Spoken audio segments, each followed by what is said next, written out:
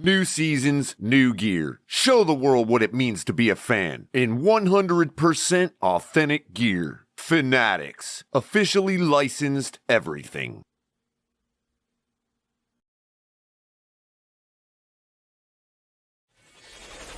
Get ready to dive into a new world of online shopping with the Fins Tailgate.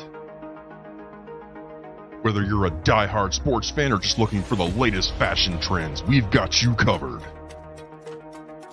With a wide variety of products from your favorite sports teams to stylish accessories and home decor, we're your one-stop shop for all things tailgate.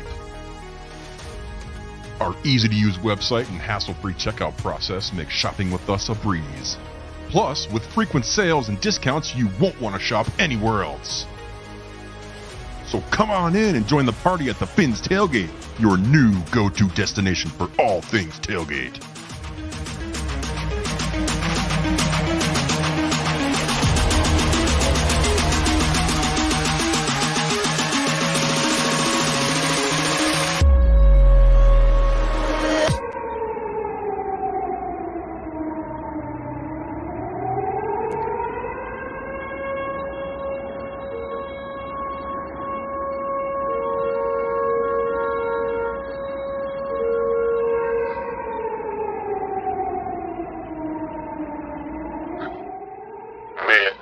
Attention, please. This is a TFTG public service announcement. Late night sale is now club sale. Set. Keep it.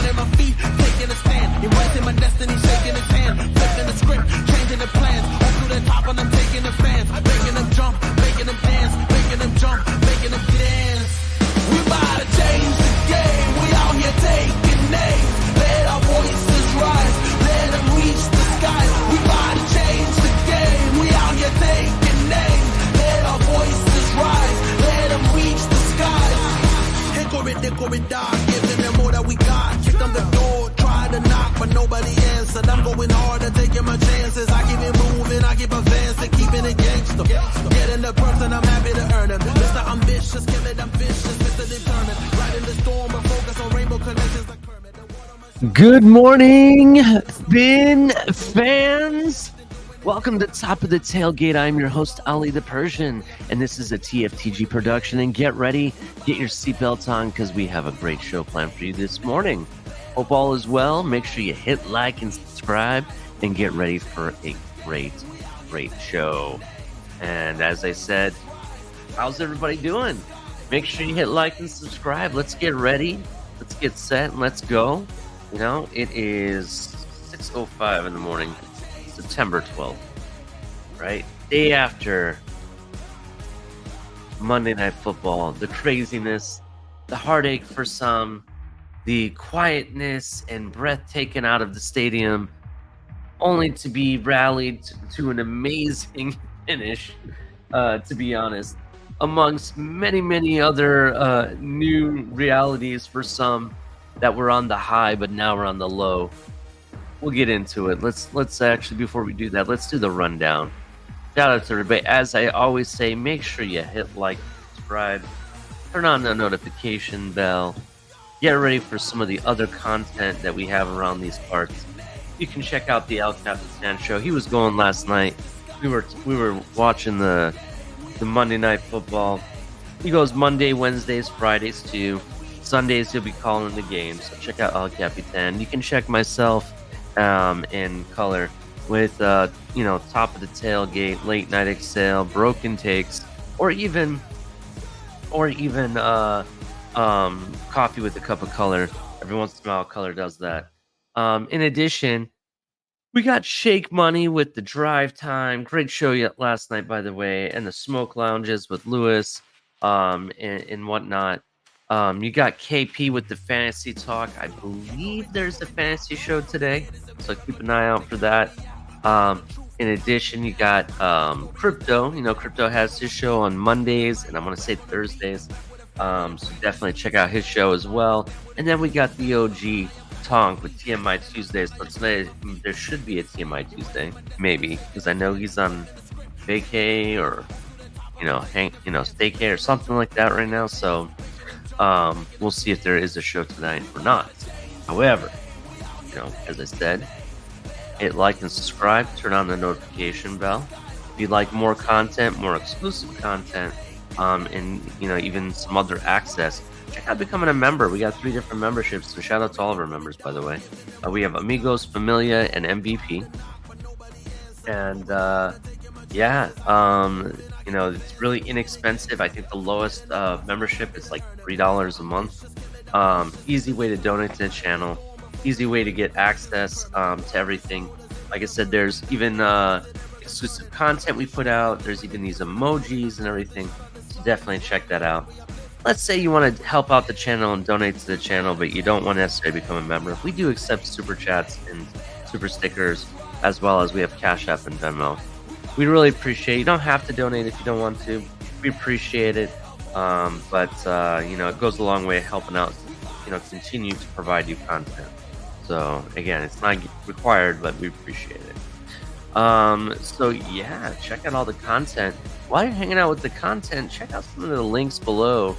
We got some affiliates of ours that are, really, you might find very interesting.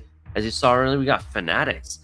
Check out Fanatics. You're officially licensed to everything. Get everything from t-shirts, hats, all the draft hats I wear, jerseys, custom jerseys and stuff I get from Fanatics. Use the link below as I do. It gives the channel credit and it lets them know we sent you. Beyond that, you get all the same deals, the same everything. They always got some kind of deal going on, so definitely check out Fanatics. In addition, if you're remodeling your home or want some more stuff to hang around the house, or let alone looking for something different, the centerpiece in your home, check out Backroom Collection. Here we go. Check out Backroom Collection. Backroom Collection has customized artwork for Miami Dolphins, as well as other supports as well. They also do custom work and whatnot, so you can reach out to them and see what kind of stuff they have done for you. They also have these little accessories that you can get for the mini helmets that everybody collects. Literally canvas artwork they have, you can hang anywhere, so definitely check out Backroom Collection as well. Family-owned company, really good stuff, so definitely check them out. You're probably gonna need some energy to hang with all this content and the roller coaster of this season that it's gonna be, right? Especially with the game we watched last night, and let alone our game, against the Chargers. Yeah, I needed an energy drink after that. That took all the energy out of me. Check out Dubby energy drink. It's all smash, no crash. It's infused with a lot more vitamins and minerals that actually benefit the body, specifically concentration and focus and whatnot. In addition to that, their flavors are really good, and if you don't take my word for it, check out Shake Money Show. He does reviews on the stuff. He has some videos out there you can check out. He'll tell you what he thinks. And in addition, it's you don't get that jittering or crashing, and it doesn't have a lot of that byproduct that's harmful to the body, a lot compared to some of these other energy drink companies. So check out Dubby Energy Drink, and if you'd like to save 10% off there or Backroom Collection, use code TFTG at checkout. Save yourself 10%. So, yep. While you're also hanging out, check out the link for TFTGnetwork.com. It's your one-stop shop for everything when it comes to the tailgate, the Fins tailgate. TFTGnetwork.com. We have links to all of our shows there. You can find out more about us, specifically under our bio. You can check out our Twitter feeds. You have instant access to it, and much more. I already have articles that I'm putting out on the website and whatnot. I have a new one coming out, or it may be out. I have to check with our producer to see if we can post it yet. It's about injuries and stuff. Kind of goes along with my last broken take. that you saw. I have one that will be put out before the next game. Yeah, I'll have it out, and it's going to be more of an active blog that where each week we're going to update the article and see where it ends up and whatnot as the storylines get created and whatnot. So check that out. I know El Cap plans on putting out articles as well as color as well.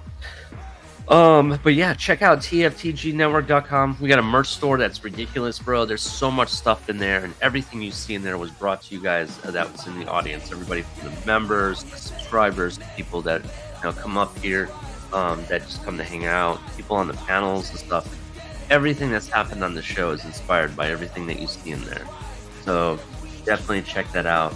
And if you want to save 10% off there, sign up for the newsletter. It's a great way to be notified about what's going on TFTGnetwork.com and events and stuff, and you get 10% off your first purchase in the store.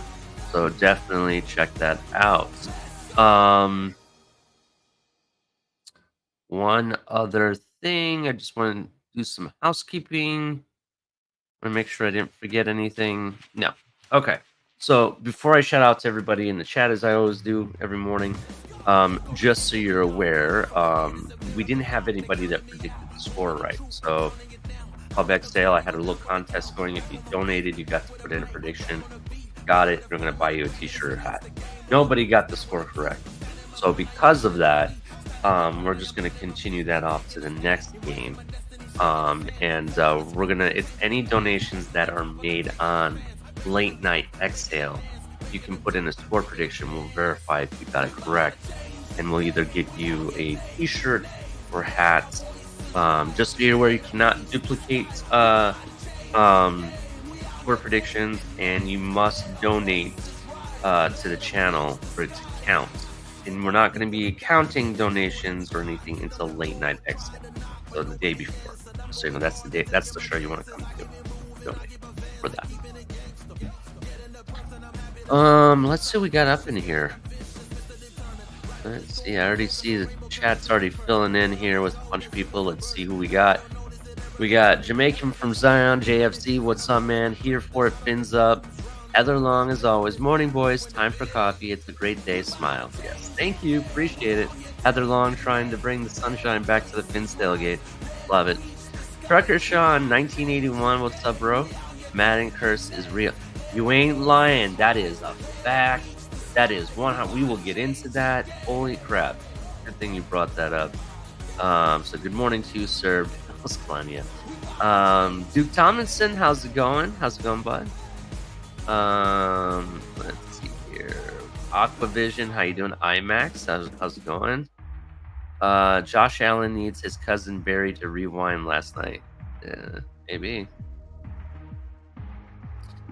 C. Hoffel, how's it going? Northwest Ohio guy. Justin Cordero, how's it going? Good morning. God bless. Daniel Berry Sports, good morning. Delusional Patriots fan, good morning. Ruben Jimenez, good morning, sir. Mans to Chill, how you doing? And that's about it. So make sure you hit like and subscribe, and let's get ready for the show. I hope Color comes. I don't know if he's plugged in or if I got a message from him. He was up late kind of with me too last night. We were watching the game, and it was some ups and downs and stuff. So yeah, that was crazy game. Let's turn this down. One moment, Jeff. I'm so sorry. Here we go. Well, let's put some background ambient music. Here we go. All right.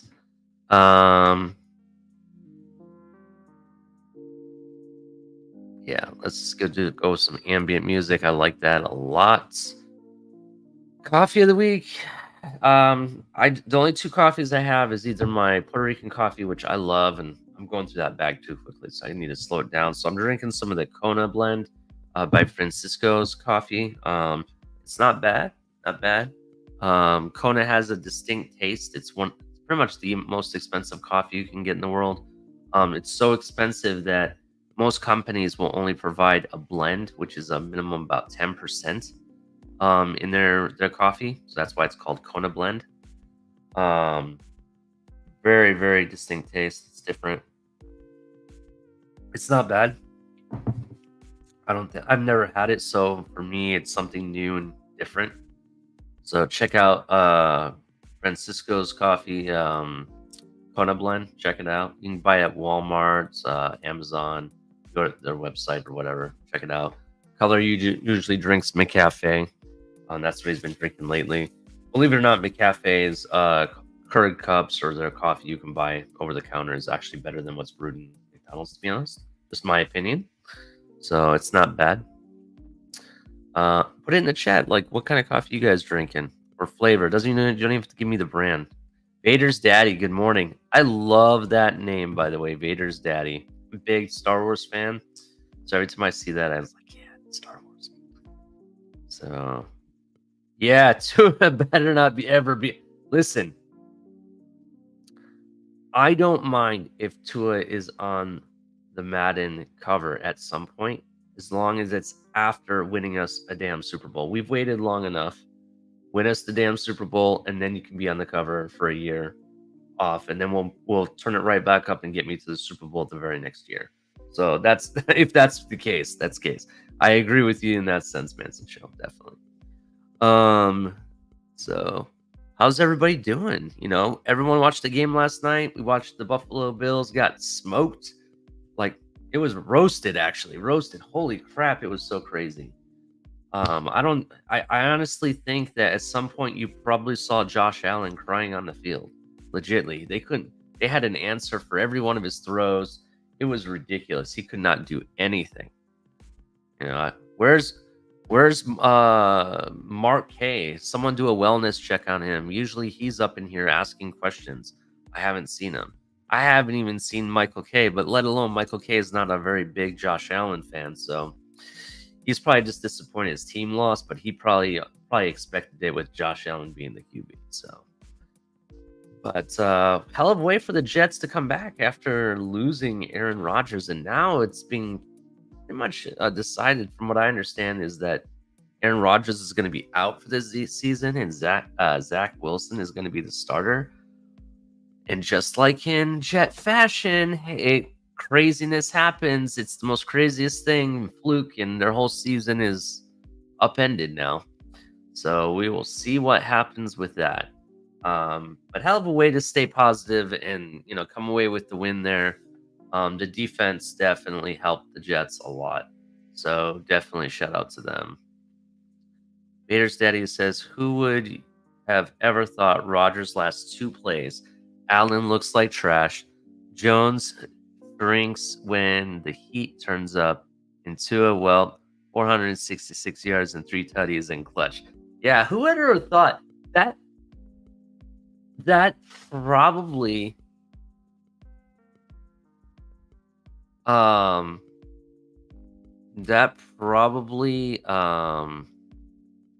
do I put it this?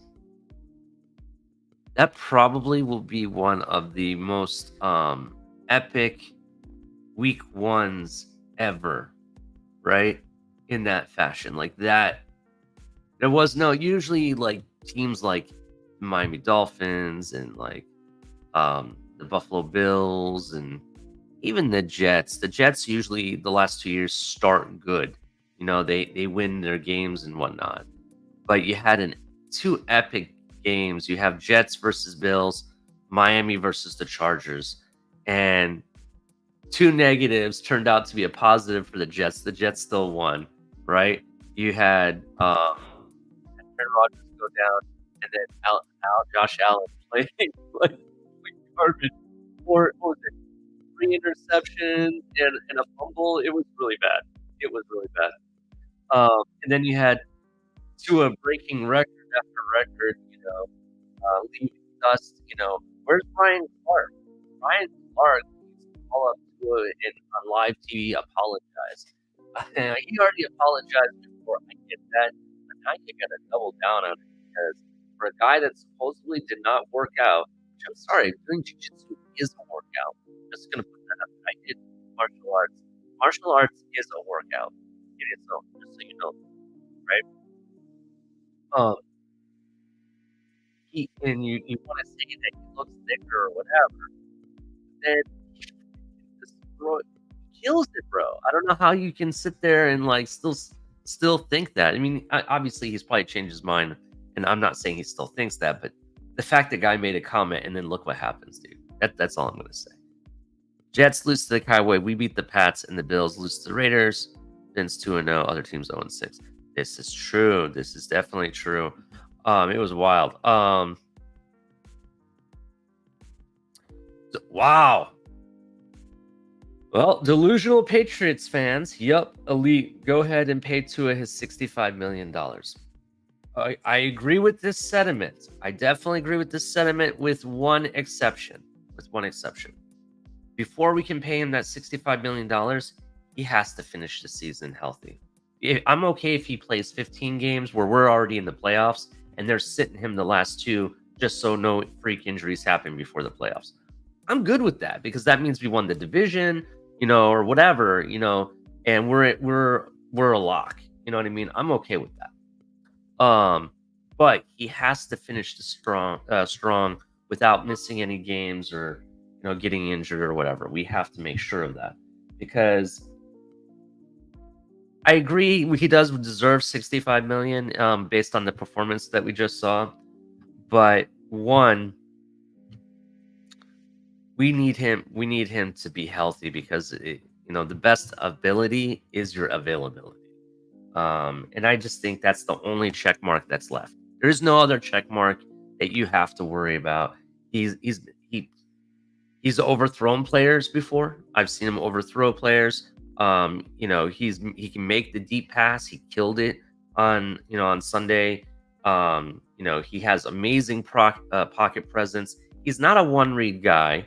He's okay with trying to throw it out into the flats and everything. Everything that you had to say about the guy has overcome. He has leadership problems. Well, look what happened after a fumble that was some kind of confusion between the center and the quarterback.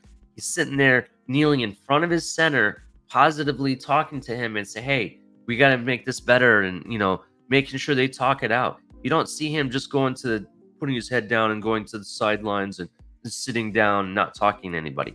He's talking to his players. He's a captain, right? He's my team's captain, so it's his team now. Color and I both agree this is Tua's team. There is no question about it anymore. All the questions that we've had in the past are gone, with the exception of staying healthy. We need a complete season out of it. That's it.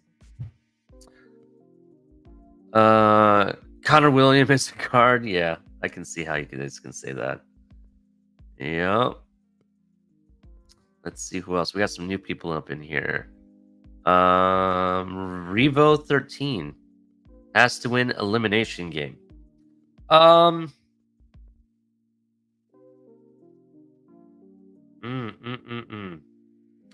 You're kind of right. You are kind of right. He does have to win a playoff game. I agree with this. Because then in this case, if you every year make the playoffs, let's say you continue to do that and you can't win a playoff game, you're pretty much Tony Romo in a heartbeat, kind of. I think Tony Romo went on one deep run and then it never panned out. So, availability will get Tua paid. There's no doubt. Tua is right QB for a McDaniel system. I agree. He is. He's definitely the right QB.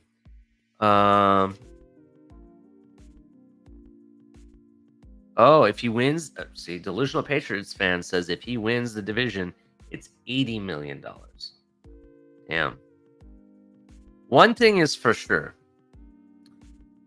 Tua is not going to steal like what Daniel Jones just did from the Giants and steal $40 million a year, bro. Ain't going to happen. Tua's gonna earn his keep this season, and it's going to be worth every penny because I don't see Tua changing just because he got paid. I don't see him just like whittling away. I see him continuing to play better and smarter and whatnot. And he's just going to get better and better in this system because you're going to start becoming master to the point where McDaniel doesn't need to call anything. He already knows what the play needs to be, and he'll already be ahead of McDaniel when it comes to that.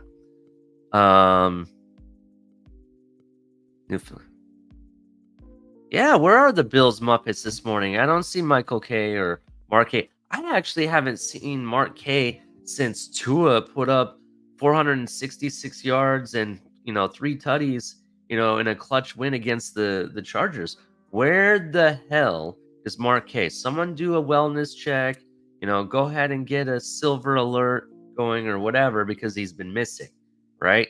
And you haven't heard any and this is the guy that kept coming up here every morning in the chat saying, what are we going to do? What are we going to do? What we did, beat the Jets, score 3 touchdowns and no sacks or even knockdown. I don't even think there was a knockdown for Tua, to be honest. Please put it in the chat if there was. I can't remember. I don't think he got touched.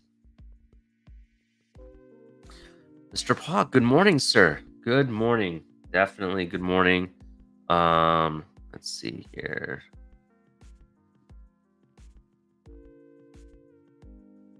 Newfoundland says has to win playoff game.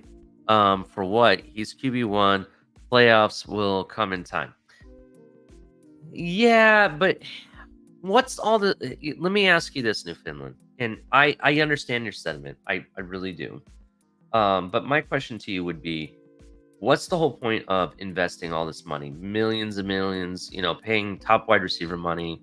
Let's say we pay $65 million a season to a let's say, what was the point of trading for Chubbs? What was the point of paying Armstead the money that he got? What's the point of handing out these contracts and in trading away picks? And it looks like there's chances we might be trading another number 1 pick away, right?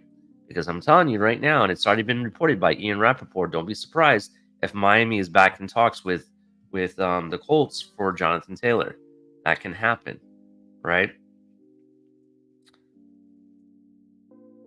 What is the point of doing all of that if it's not mean a deep playoff run? Deep playoff run should be the goal.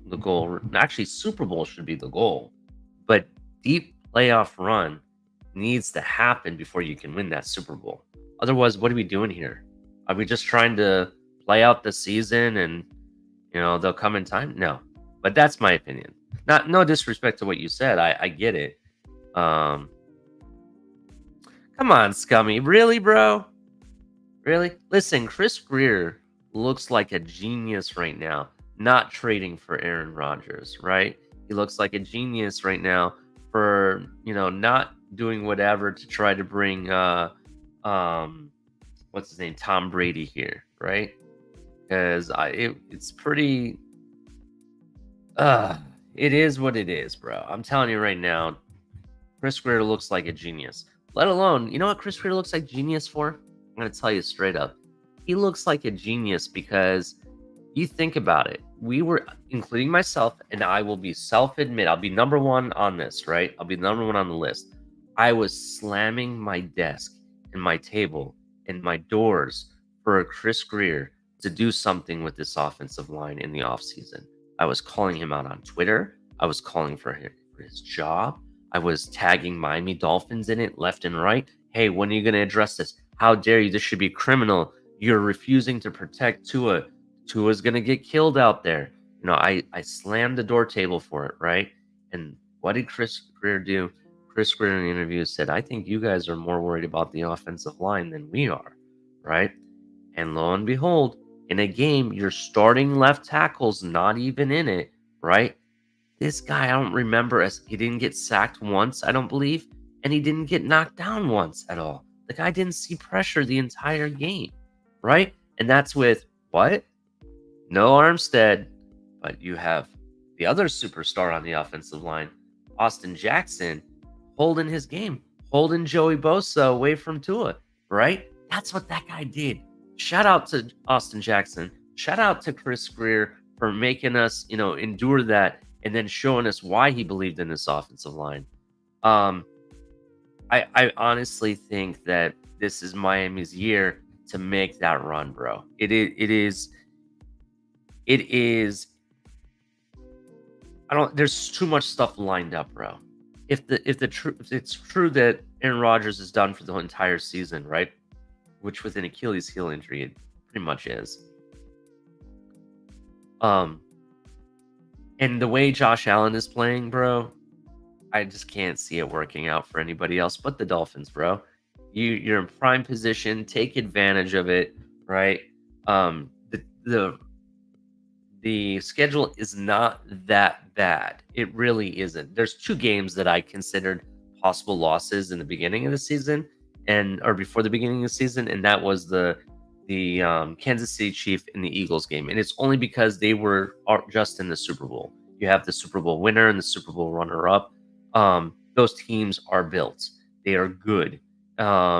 Chiefs have pretty much the most elite quarterback in the league today, which is Mahomes. My thing with that, though, is that, is Mahomes on the down spiral? I mean, they did lose technically to Detroit Lions, but I don't know if you guys saw, Chris Jones finally signed a 1-year deal. All right, so he's no longer holding out. They agreed to a 1-year deal. I don't know the numbers yet. I'll have to find out the numbers, but that should kind of help them in the defensive line front, right? We'll see how that affects us. When the numbers come out, will it affect more of a Christian Wilkins deal here? I don't know. We'll have to see. But Chris Jones is definitely a good defensive tackle, so we'll have to see that. But my point is that those are the only 2 games I was worried about. In fact, I'm not even so worried about the Kansas City game too much because it's not even in Arrowhead.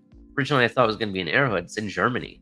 So that game may be more of a home game for us because, Dolphins, shout out to Dolphin fans or Dolphin Nation, we're worldwide, right? I don't know if you guys know this, but if you guys were paying attention, there was a shit ton of Dolphin fans at the SoFi Stadium for that game. They're well-traveled. There's a ton of people in California that are Dolphin fans out west, and they all came for that game. It was ridiculous. And in just like in California fashion, where you see like usually the 49ers fighting with other fan bases in the stands and there's a big brawl, there was a small little scuffle I saw going around on YouTube with a fight. That was kind of interesting.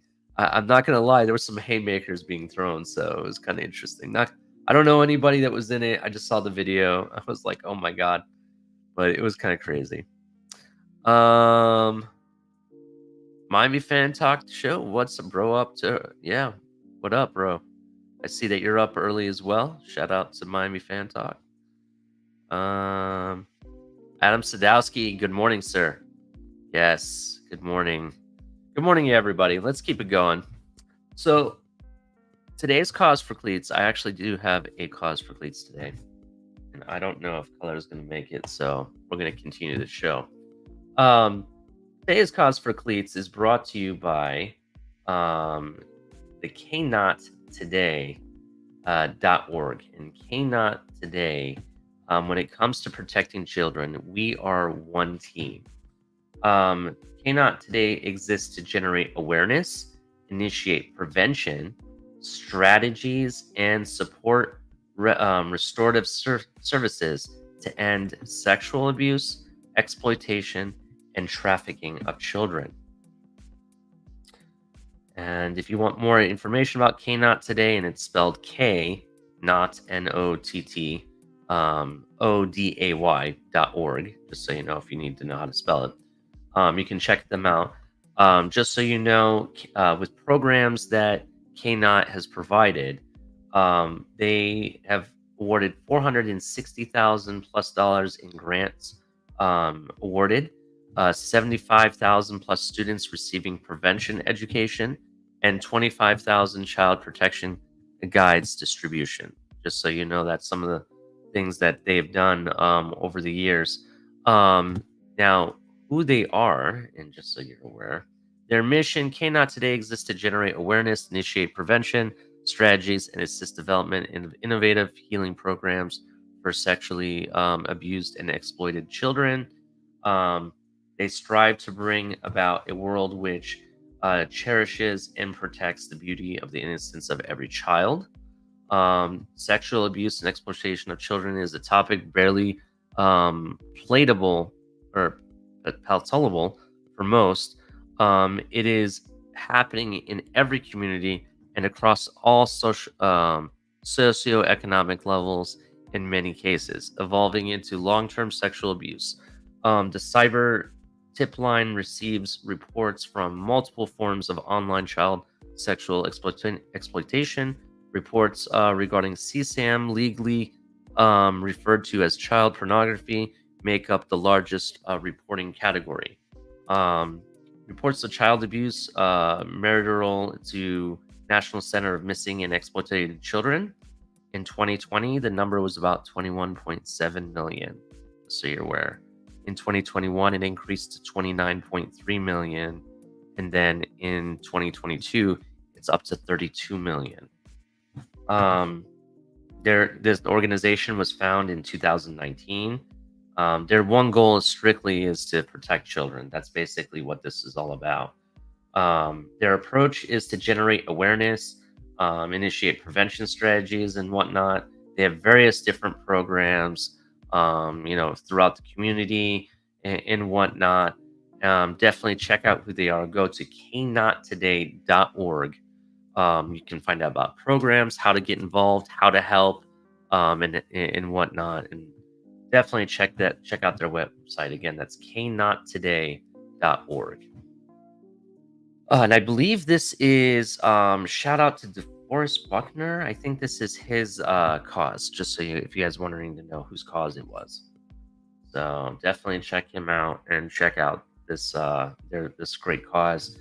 Just so you're aware, we're not affiliated with any of the causes that we bring up. This is strictly to bring awareness and let people know there's some causes that people may take advantage of because they know somebody or know somebody in the community that needs assistance in some kind of way. So we're bringing awareness to it, how you can donate to it, just letting people know. We don't have any affiliation with any of them. Just like the coffee, we don't have any affiliation with any of them. We're just bringing, our point of view on the coffee and bringing awareness to some of these great causes. As I have stated before, please put in the comment section, not the chat, but in the comment section in YouTube, you can type, your thoughts about the show. Put in there if there's some cause you'd like me to shout out to. I'll do the research and do it. I hadn't seen one, but I haven't checked in a little bit. So I'm going to go back and verify. I had a list of causes we wanted to do. I'm trying to get those out of the way so then we can start doing some of the other ones. So I will be doing that shortly. But yeah, hit like and subscribe. Let's keep it moving. The next segment we're going to hit today, which is everybody's favorite segment. What in the world, right? Well, let's talk about what in the world. There's quite a bit that happened, over the last 24 to 48 hours. Let's talk about some of it. Before we do, let's shout out to all the Florida teams this week because it seemed like everybody in Florida won. According to Jeff Darlington, check this out. So quite a weekend in Florida football. You had the Dolphins win, the Buccaneers won, the Jaguars won, University of Florida won, Florida State won, Miami definitely won, Central Florida won, South Florida won. Hold on one second because the banner is covering that up. I'm going to turn that down. Then he had FIU win. That was the last one. Shout out to Florida. Florida creates winners, right? Some of the best talent down here, and it definitely showed throughout up and down the state. So rock and roll to Florida teams. Even El Capitan's son's football team won this weekend. So rock and roll. I want to say they won big, 36-0 or something like that. It was pretty big, he said. So shout out to El Capitan and his son in playing football. Yeah, so let me bring that here. All right, so let's continue with what in the world. If that you can't top that off, check this out. There we go. According to Shannon Sharp, Tyreek Hill says you can not Tyreek Hill says, but what he said about Tyreek Hill. You can take Aaron Donald, you can take any of the defensive players, you can take any of the offensive players. He is the scariest player in the NFL for the simple fact that there is no answer for him. 100%. That is 100% accurate. There is no answer for Aaron Donald. Not Aaron Donald. For Tyreek Hill, I'm sorry. There's definitely no answer. I've said this. Shout out to this man. He's an OG of the channel, Mike on the mic. I said to him that when you get Tyreek Hill and you get Waddle, right? It's going to give all the defenses a vertigo because they're not going to know what to do. They're just going to want to vomit, right? You saw, for example, the Bills last year when they played them down here in Miami in that first game in the heat wave. They were vomiting literally on the field. There was really nothing they could do, right? Same thing here, bro. Tyreek is just too fast. He's too smart. He knows how to get in the open space, and he has really, really good hands. He's arguably the best receiver in the league, in my opinion.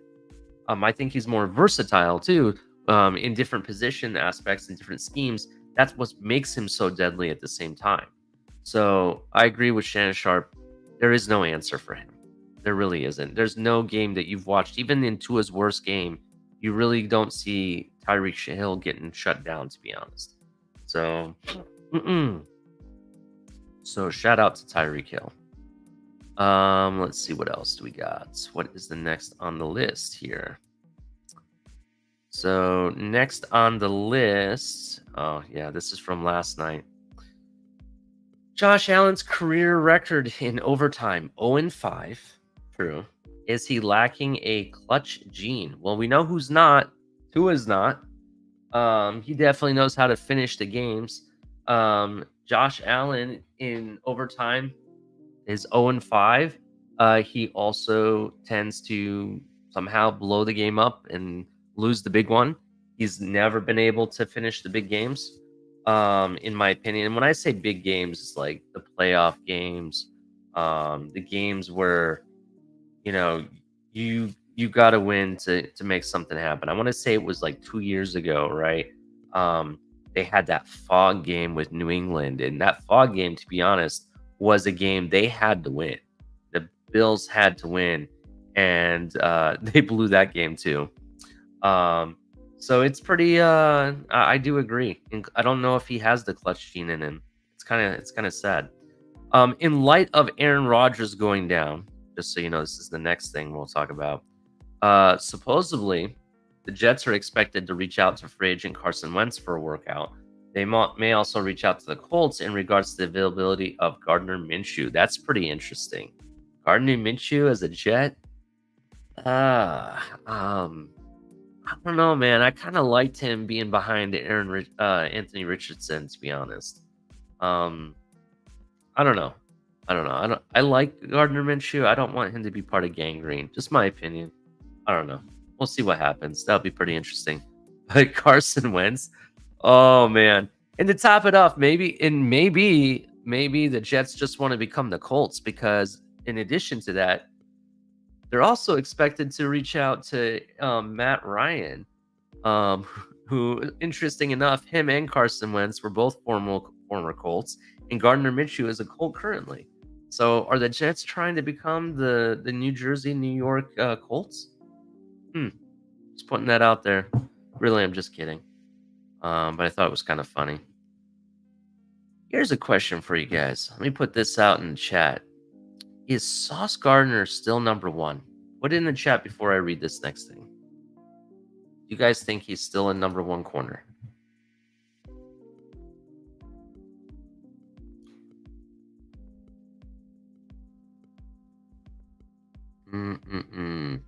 Duke Tomlinson says no.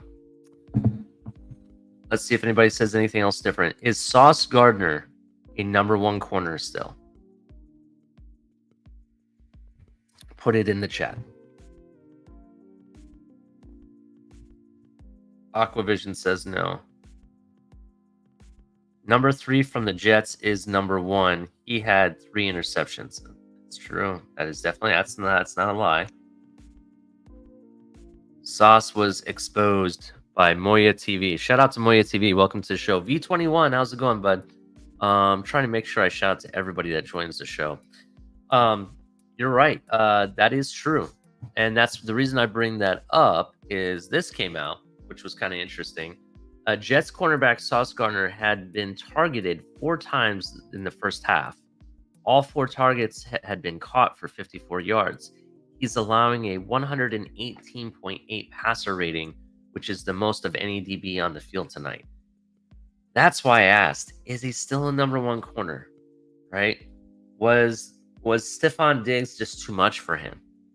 You know, it wasn't Sauce getting the interceptions or the big stuff. It was Whitehead, I believe. I believe that was his name, the number 3. That guy was ridiculous, bro. Had the hat trick on interceptions and everything. But we'll see. We'll see. It's going to be really interesting what happens. I know they have to go up against some good wide receivers pretty shortly, and we'll see if he can turn it around. But I don't know. In some ways I kind of think he's overrated. Just my opinion. And if you go look at what they did last year, yeah, Sauce Gardner may have had a good game here and there, but what he did is just basically created fear. So a lot of times they don't even throw towards him in some cases. And I kind of think that's false when you rate a corner. I think you're going to rate a corner on, and how well he handles a lot of, targets. And they were targeting him and exposing him last night. So, interesting. Make sure you hit like and subscribe. I'm going to keep this moving here. My co-host, I don't know if he's going to make it today. It is currently 6:47. Let's see here what we got going on. Top tailgates. Let's see. Yeah, get the likes up. We got almost 40 people watching. Get the likes up. I only got 23 likes. Get the likes up, people. Please, let's get those likes up and get I want 100% likes. Everybody, there's no Buffalo Bills fans. I should have 100% likes here. Like, if you loved Miami and everybody, make sure you hit the like button.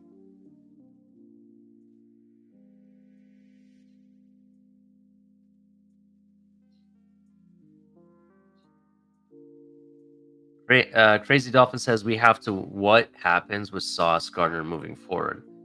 We have to wait, is what I said. Or were you trying to say wait? Okay. Yeah, we have to wait to see what happens.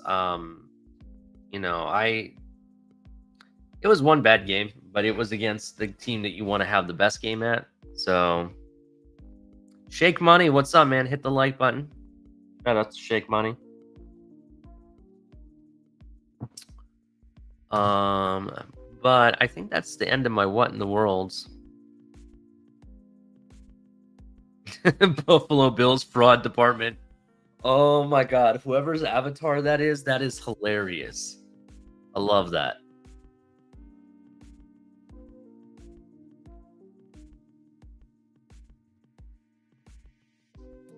Interesting.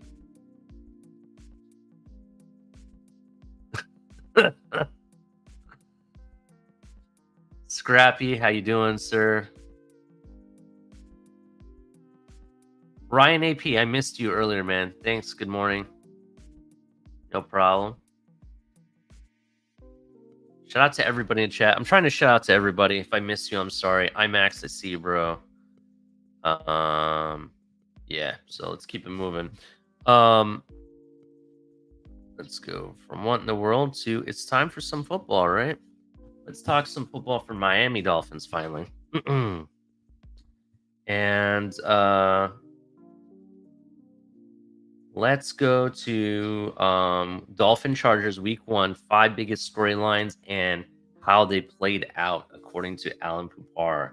The Miami Dolphins kicked off their 36-34 victory against the Los Angeles Chargers at SoFi Stadium in week 1. And before the game, we examined the 5 biggest storylines. Now it's time to revisit those. Number 1, does the Miami offense have a counter move?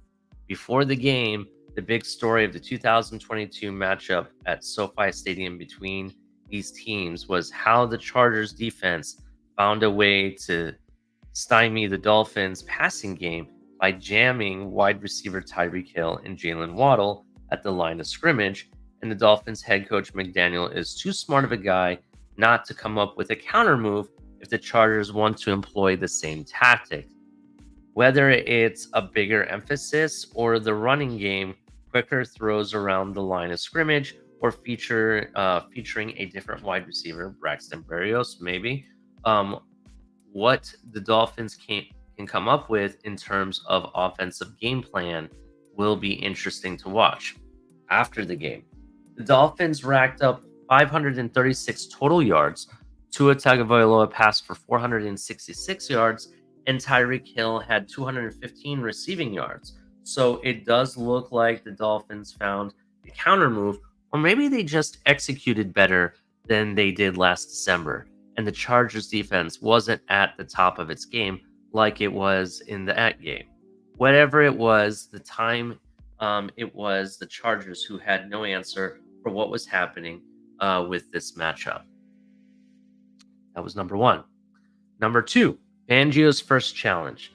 Before the game, maybe the biggest reason was optimism among Dolphin fans and some of the national media is the difference new defensive coordinator Vic Fangio can make with his scheme, the full extent of which was most definitely didn't see in the preseason. Fangio is well known for discussing what his defense will do for limiting big plays and for mixing things up. The Chargers presents a clear challenge, but the Dolphins defense is to take a big step in 2023. It's got a chance to showcase the potential right from the start. After the game, this was a mixed bag because the Chargers also had over 400 yards of offense, and they did not score 30. They did score 34 points while converting 9 of 15 third down situations. And the run defense that was such a strong point in 22 really was a bad outing. But the pass defense overall was good, holding Justin Herbert to 228 passing yards. But above and beyond anything else, the defense came up big when the game was on the line, getting 2 sacks and pressuring Herbert into an intentional grounding penalty all 3 of the final 4 snaps of the game. So here are some things I just want to bring light to that. When you don't have the talent, right? Or let's say things aren't working out for you in a certain position that basically your defense is built around, right? You have to do what you have to do to basically manage the game, right? And I think Vic Fangio did that excellent way, and that's what I think makes the difference between Boyer and Vic Fangio. Boyer dedicated so much to the run, but he also left our behind. The secondary exposed a lot. That was the difference. So yeah, it looked elite up front because they dedicated so much to stopping to the run. Now, let's be real about certain positions. We don't have a true 100% nose tackle the way it's intended to be, right? Nose tackles are big, massive guys, can anchor themselves in the ground and take on double and triple teams and whatnot up the middle, right? And that should free up a Phillips or a Chubb or whoever the defensive end is or whatever, or the other 2 guys should be free up to go after the quarterback and pressure the quarterback and whatnot. That's the whole point of having a nose tackle that way. Raekwon Davis is not your true nose tackle. He's not your Paul Soliai. He's not your Akeem Hicks. You know what I mean? That's something we're missing. Speaking of Akeem Hicks, that's somebody we could still bring in. You know what I mean? We still have money we can play with, and he might be somebody we bring in at, depending on what happens. We'll see what happens this week. So what they did is they managed the game and made sure the passing game was, at least being effective enough to minimize the bleeding, I would say, if you want to call it that. They minimized the bleeding, and it allowed the offense to take advantage and actually, fulfill their side of things. And that's exactly what happened. When we did get stops, Tua came in clutch, took advantage, scored touchdown, right? That's what we did. We only punted 1 time on Sunday. Once. The entire game, we only punted once, right? So definitely, it may not be sexy to some, but I can see this happening in games where it's not working out for us. A la the Eagles game, you might see something like this. A la the Kansas City game, you might see something like this, right? That's something I think that Fangio has over Boyer, is that he knows how to manage his games, even though his defense is not um, uh, being executed the way he wants. Now, it's not always because of the talent that we don't have on the team. Like, for example, we're undersized in the middle linebacker. We saw a lot of, and I called this, I said you're going to see a lot of AVG there, and we saw that. Is he the answer? I don't know. I still think that that was a position that you should have really addressed with bigger body people, and that's something we needed. That's why I was calling for Jack Campbell, for example, in the draft. But at the same time, you think about being undersized in that position, and you also need a true nose tackle. I think those are the two missing pieces on defense. Once you have that, and they still don't know exactly who they can pair up with Javon Holland 100%. Bethel looked decent in the secondary. Eli Apple had some good stuff. Poor Xavier Howard, man, they were picking on him because they were just freaking. He was getting every flag, and they knew it. So I expect him to have a much better game against New England. We'll see what happens. But I want those flags cleaned up, because they could have been a lot better for the Dolphins defensively if they could get off on third downs with some of that stuff. So number 3, Tua versus Herbert, part 3. Before the game, this will be the third matchup between the 5th and 6th overall picks in the 2020 NFL Draft, with each quarterback coming away with one victory. Those wins and losses are more quarterbacks than a wide receiver or offensive lineman stat. And they have always will be the focus whenever they face each other before their draft connections. The winning quarterback in the two matchups was the one of the biggest passer ratings, though we have yet to have a good old-fashioned shootout. Nobody would complain if that was materialized Sunday afternoon.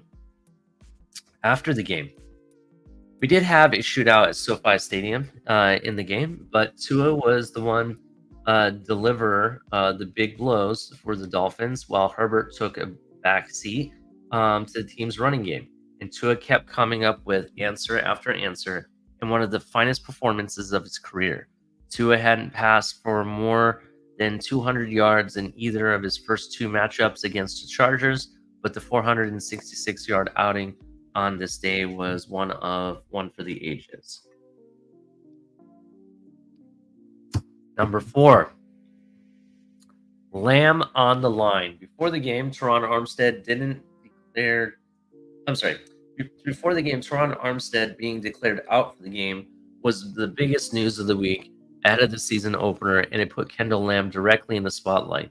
The Dolphins' offensive line just flat out wasn't good at practicing protecting the passer without Armstead last season, and Lamb probably faces the biggest challenge in this game. Not only because of who he's replacing, but because he's going against the Chargers' best front seven defender, Joey Bosa. After the game, as it turns out, the Chargers used Khalil Mack on the right side of the defensive formation, but he didn't perform any better than Bosa did on the other side against Austin Jackson. It was a tremendous by both Dolphins tackles, who each came into the game under a lot of scrutiny, a bit for different reasons. That Tua wasn't sacked at all on 45 pass attempts is pretty indicative of a great job in pass protection, and it's safe to say that Lamb passed the test with flying colors. I agree. So did Austin Jackson. Austin Jackson took care of Joey Bosa. Lamb took care of Khalil Mack. What else can you ask for, right? They didn't have any answer. They had, like I said, there was hardly any pressure. Even that one time there was pressure, what did Tua do? He moved up in the pocket. One time he went running himself, right? Got the first down. The second time, he moves up in the pocket, sees his receiver, even makes a one-footed throw, kind of like a Mahomes-style throw, puts it perfectly in stride right in Tyreek Hill's hands. You know what I mean? That's what I'm talking about. This offensive line did everything and anything they could, and actually everything they wanted, right? Everything they wanted against that defensive line. I told everybody this game was going to be won and lost in the trenches, right? It was won on the offensive side of the ball when it came to the Miami Dolphins. They won the trenches, right? That's correct. They won in the trenches. They didn't allow any sacks, hardly any pressures whatsoever. What did the defense do? Right now, you could argue that the defense lost the battle of trenches, defensive line, right? However, in the end of the game, the very end, where you saw 2 sacks and an incomplete and intentional grounding, I think it was. When you see that, technically you could say, yeah, they may have won the war. I'm sorry, won the battle, but the defensive line of the Miami Dolphins won the battle. They won the war, actually, at the end. That's what I meant to say. So where the Chargers offensive line may have won the battle, the war end result was still a win for the Miami Dolphins. So it was won and lost in the trenches. That's basically what it comes down to. And I wasn't wrong about that. Number 5, and this is the last for this article, and we'll definitely talk about this. Wilkins watch. Before the game, defensive tackle Christian Wilkins will begin the 2023 season without the contract extension he was seeking, to the point of conducting a hold-in during training camp. But he's got a chance every game to make an even more convincing case he deserves the contract he wants. Wilkins had a lot of good games in 2023, but probably none better than the Sunday night game against the Chargers when he offered a dominant primetime performance. A repeat would be a great way for Wilkins to start his Show Me campaign and would help the Dolphins greatly. And it would be even better if it included a sack or a couple of disruptive plays when Herbert goes back to pass after the game. It was hard to find many people on the Dolphins defense, if any, who had a memorable performance against the Chargers, and that certainly applied to Wilkins. After being dominant in the game last year, Wilkins pretty much was a non-factor in this one. Wilkins ended up being credited with 3 total tackles, fewer than in any game last season, except for Week 8 victory at Detroit. Wilkins did have 1 pressure that forced Herbert to scramble out of the pocket, but it simply wasn't the kind of we saw regularly from Wilkins last season. This is absolutely right. We didn't see Wilkins very much. He wasn't getting the pressure. I kind of think they focused the game on stopping the defensive line, to be honest, because that's something that Vic Fangio's teams, there's 2 sides of it. The defensive line, either the front 3 or who they bring on that line, causes a disruption, right? It's disrupting the pass action, and it allows the secondary, the corners and the safeties to eat, right? That's basically how they their game plan is designed when it comes to a Vic Fangio defense, right? That's the scheme. It creates more turnovers. That's basically what it's supposed to do. That's why you saw Javon Holland technically in the preseason getting interceptions a lot. And even in practice and stuff, you'd constantly see him picking people off continuously. Now, they didn't get the pressure they wanted until the end of the game. I kind of think they focused on stopping the defensive line as much as they could. And by the end of the game, they were just too tired and gassed out. And that's why we ended up getting sacks and getting the pressure that we needed to. It's almost like a cat and mouse game. That's my opinion. What do you guys think? Do you guys think that Christian Wilkins has taken a step back? Do you guys think that he's definitely going to show up against New England? I think he will. That New England offense, to be honest, from my understanding, it's still trash. It's the defense I'm more worried about when it comes to New England. I think we need to take that defense very seriously. What do you guys think? Put it in the chat. Oh, did Mark show up? Hold up. Let me read what Mark had to say. I want to see his comments. Here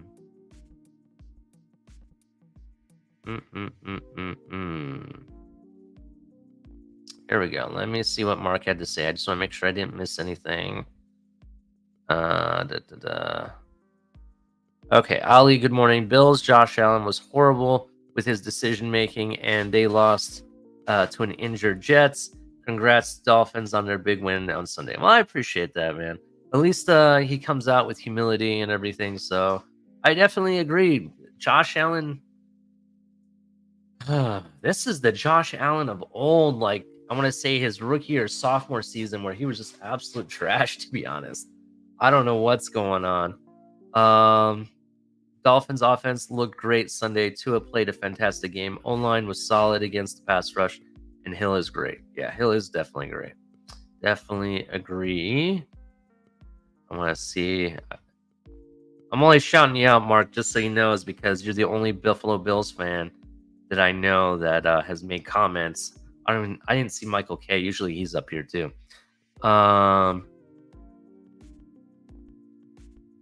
Yeah, that's all he said from what I can see so far. So shout out to Mark. Hope you're okay, man. We were kind of worried about you after what happened with the Bills. So, all right, let's keep it moving here. Make sure you hit like and subscribe. Let's get the likes up. I'd really appreciate that.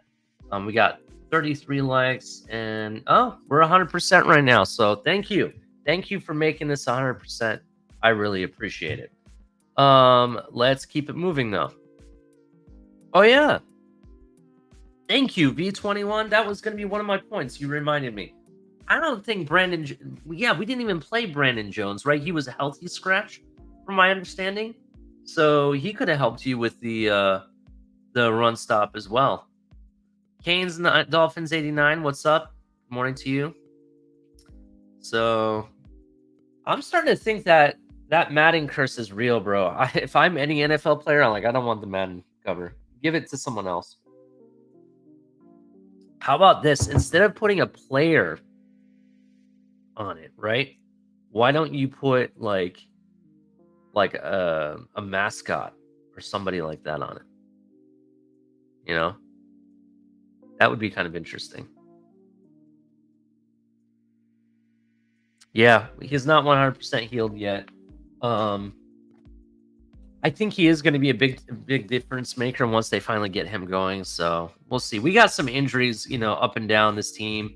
When we get our 100% full healthy again, when we bring, Ramsey back, I think things are going to change a lot. I think the defense are going to get better.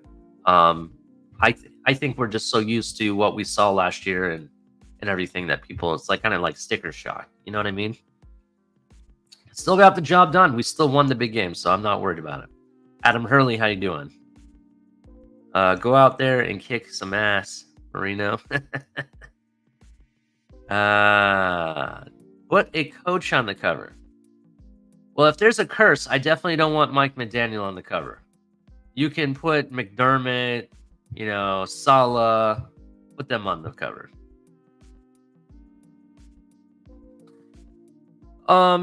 Ryan AP is asking me about Deshaun Elliott as safety. He's okay. I mean, in preseason, when I saw him at practice, he wasn't consistent. And that's kind of what my issue is. The only person that was consistent, and unfortunately he has a knee injury, was Elijah Campbell. Elijah Campbell was consistent the entire preseason up until the injury. I think that's the problem. We didn't have a safety that was consistent enough. Otherwise, I would have said Deshaun Elliott was probably going to be the starter. Papa Paul, good morning, sir. Great to see you. Great to see you. IMAX is right. Yeah, if you put the mascot on there, I don't know. How about this? Retired coaches. But then again, if you put Don Shula on there, or former coaches, if you put Don Shula, that might curse the whole team still too. I don't think there's a way to get away from it, bro. There's no way to get away from the Madden curse unless you're gonna put Madden on every cover. There you go. Let's keep it moving. It is currently 7:10. I want to get through these next two articles, and I want to see what Mike McDaniel had to say. And then what I'll do is I'll open it up for questions that are in the chat. I'll let you guys know when, so you guys can start putting your questions in, because I like to do some Q&A before they end the show. Let's see here. Tua's show has national media buzz. This is according to Dante Colinelli. The Miami Dolphins started the 2023 NFL season with a thrilling 36-34 victory on the road against Los Angeles Chargers. The game was a back and forth battle that required an impressive second half performance from quarterback Tua Tagovailoa, which captured the attention of the national media. Tagovailoa finished the game with 466 passing yards, making the fourth in most all-time in season opener and the second most in Dolphin history. He also completed 62.2% of his passes with 3 touchdowns and 1 interception. Here's a look at the national media reaction to Tua Tagovailoa's impressive performance. And there's a specific word I'm looking for, and I have to go and do some research to see if anybody used this word, because if they didn't, I told people I was going to go on this negative media campaign, which is anti-mainstream media, and how hypocritical they are. I'm going to bring it to the forefront, bro. It's going to be really bad. So let's see what they had to say so far in this guy's research. NFL insider Cameron Wolf is still thinking about Tua Tagovailoa's dime to Tyreek Hill in the fourth quarter, considering the situation, third down late in the fourth quarter, and difficulty off-platform throw. There's an argument it was the best throw of Tagovailoa's career. Tua Tagovailoa is coming off for everything he's owed this year, according to Cameron Wolf. Still thinking about throw yesterday that led the fourth quarter comeback. And this is the one that I was talking about, I think. Let me verify. Yes, it is. This is the one where he moved up in the pocket and found Tyreek on the side and basically passed the dime on 1 foot off kilter. That was the throw he's talking about. ESPN's Mina Kimes has been tentative with her praise of Tagovailoa in the past, but even she was impressed with Tagovailoa's fourth quarter pass to Hill. That was just awesome. Awesome play by Tua in such a high leverage moment. The Ringer's Benjamin Solak is another national analyst who's been skeptical. Tua is having one of the best games of his career. Dude is shredding. Yes, he's been shredding. Where you been? ESPN's Mike Greenberg, noted Jets fan, believes Tagovailoa played well enough to enter the MVP conversation. Tua with an otherworldly opening day, early MVP statement. If he's healthy, there's nobody the Dolphins can't beat. 100% Mike Greenberg, a Jets fan who's real, right? A Jets fan. The guy says he's a Jets fan and he's being real 100%. There is nobody we can't beat. I truly believe that. Even the Eagles game, even the Chargers game, there's a way Miami can win.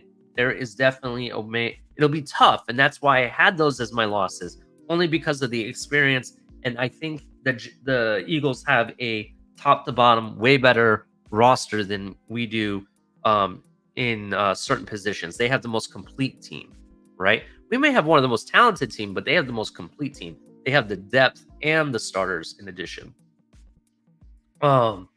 So shout out to him. He's thinking exactly what I'm thinking. And then to top it off, let's talk about what Pat McAfee went on the show to rave about Tagovailoa's connection with wide receiver Tyreek Hill. Hill finished Sunday game with 11 catches for 215 yards. McAfee believes Sunday's game proved Tagovailoa and Hill are the most in sync this season, and the early returns seem to be trending in that direction. It was an instant classic in Los Angeles yesterday, Pat said. Tua Tagovailoa and Tyreek are a dynamic duo. That is correct.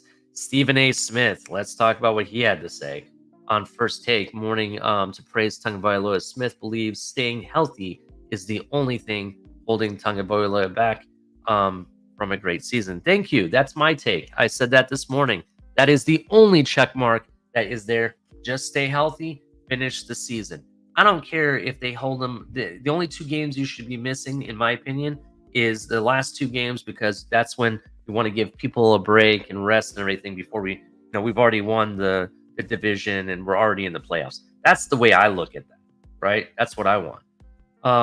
Otherwise, you got to finish and play the whole season.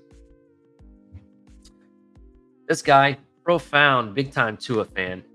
Emmanuel Acho, I think is how you pronounce his last name. Sorry if I didn't say it right. I'm not really good with last names. If you ever saw my last name, you'd be like, how do you say that?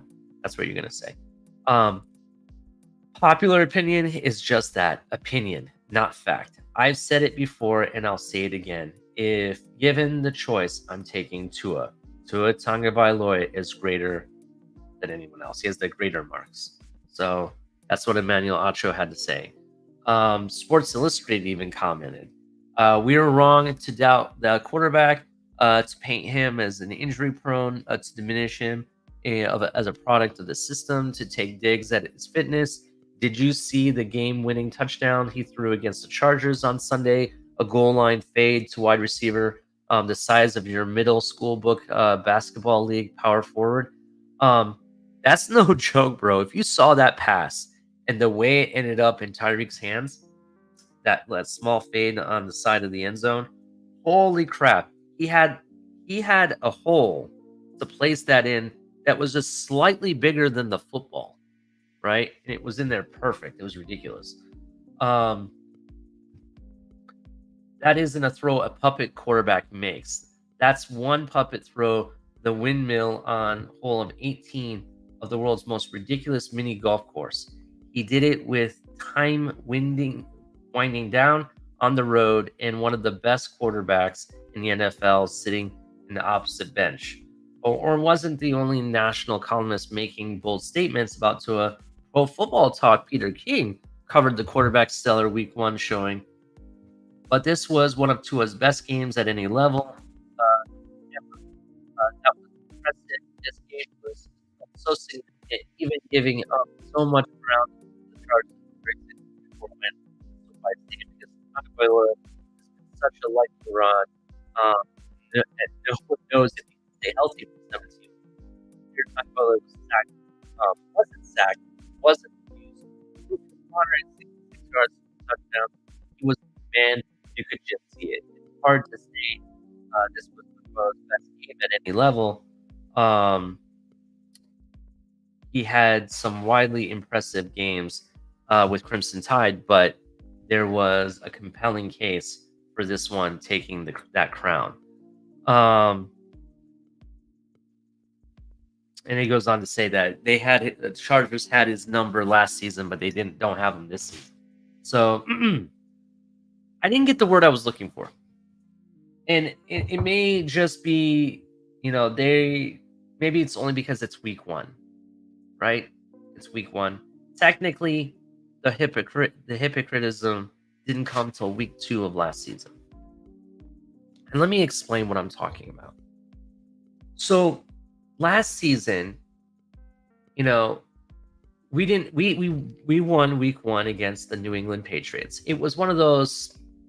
It was a good game. We won the game. That's all that matters.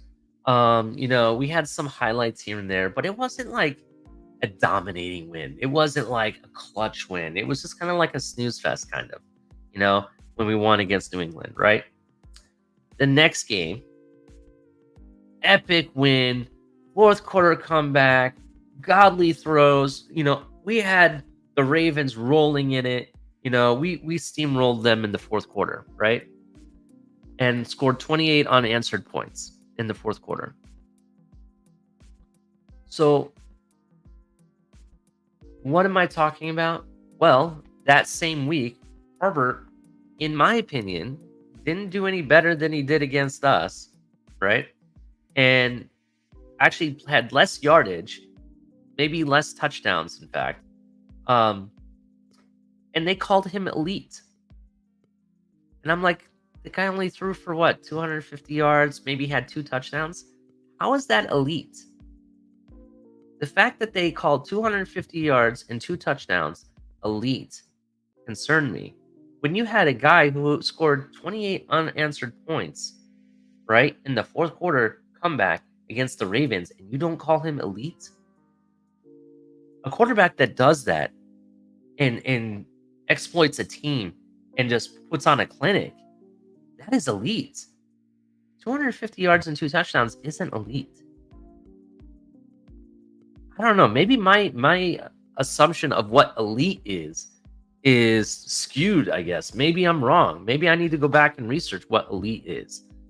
But what we saw Tua do, that was elite, right? The pass that he threw to Tua, to Tyreek, on 1 foot, that was elite throw. You only see Mahomes doing that, so in such a way that it looked perfect, right? And in addition to that, that dime that he threw, like I said, the hole was like no bigger than the football. The way it slid in right into Tyreek's hand when the defender was all over him on the side of the end zone, that fade. Those were elite throws, bro. That's what elite quarterbacks do. He had elite pocket presence. He didn't get touched once, I don't think. Go back and watch the game. I don't remember him getting touched once.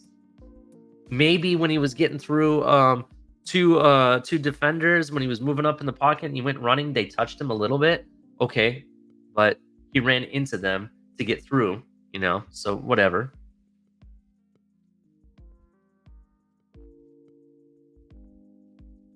What did TD Finstock say? TD Finstock said that Herbert played. Bro, come on, dude. I don't know how you can say Tua didn't play as good as Herbert. That's ridiculous. See, this is the hypocritical comments that people make, right? Oh, he's elite, 250 yards and 2 touchdowns. Oh, Tua had a great game, 406. He had twice the amount of yards, twice the amount of touchdowns, you could say, in some cases, depending on the game. And you're not going to use the same term elite? Then what the F is elite? What is that? And my quarterback doesn't need to be elite to win. I don't want him to have to do that every game, right? I want him to be able to manage games, and I want us to win as a team collectively. That's what I want. But the fact that he does that and can do it in big moments, you saw it against the Ravens, you saw it against the Chargers. He's, in my opinion, in the elite echelon when it comes to performance, right? And I think we're going to see that going into the next game and the next game of that and so on. I don't see a downward spiral anywhere yet. The defense needs some help. Yeah, I agree on that. But on Tua's standpoint, I don't think anyone's going to have answers for Tua, right? The one thing that makes him elite is the fact that he is very, very accurate when he's throwing the ball. So, and that's something that Josh Allen didn't have last night. He wasn't very accurate. No, in fact, I think he was seeing triple. Someone should check him for a concussion, because I think Josh Allen was seeing triple, and that's why they kept throwing the interceptions, right? Just being honest. Speaking of which, speaking of concussions, real quick. Did you guys see the hit that Zach Wilson took? He was brought to his knees, and the defender hit him right in the face, and he landed on his side, and they paused it with his eyes. The way he was looking, like, holy crap, like his bell just got rung. Why did they not keep him out of the game? At that point, Zach Wilson, I would have set him down, because that's concussion pulled right up, all over it, in my opinion.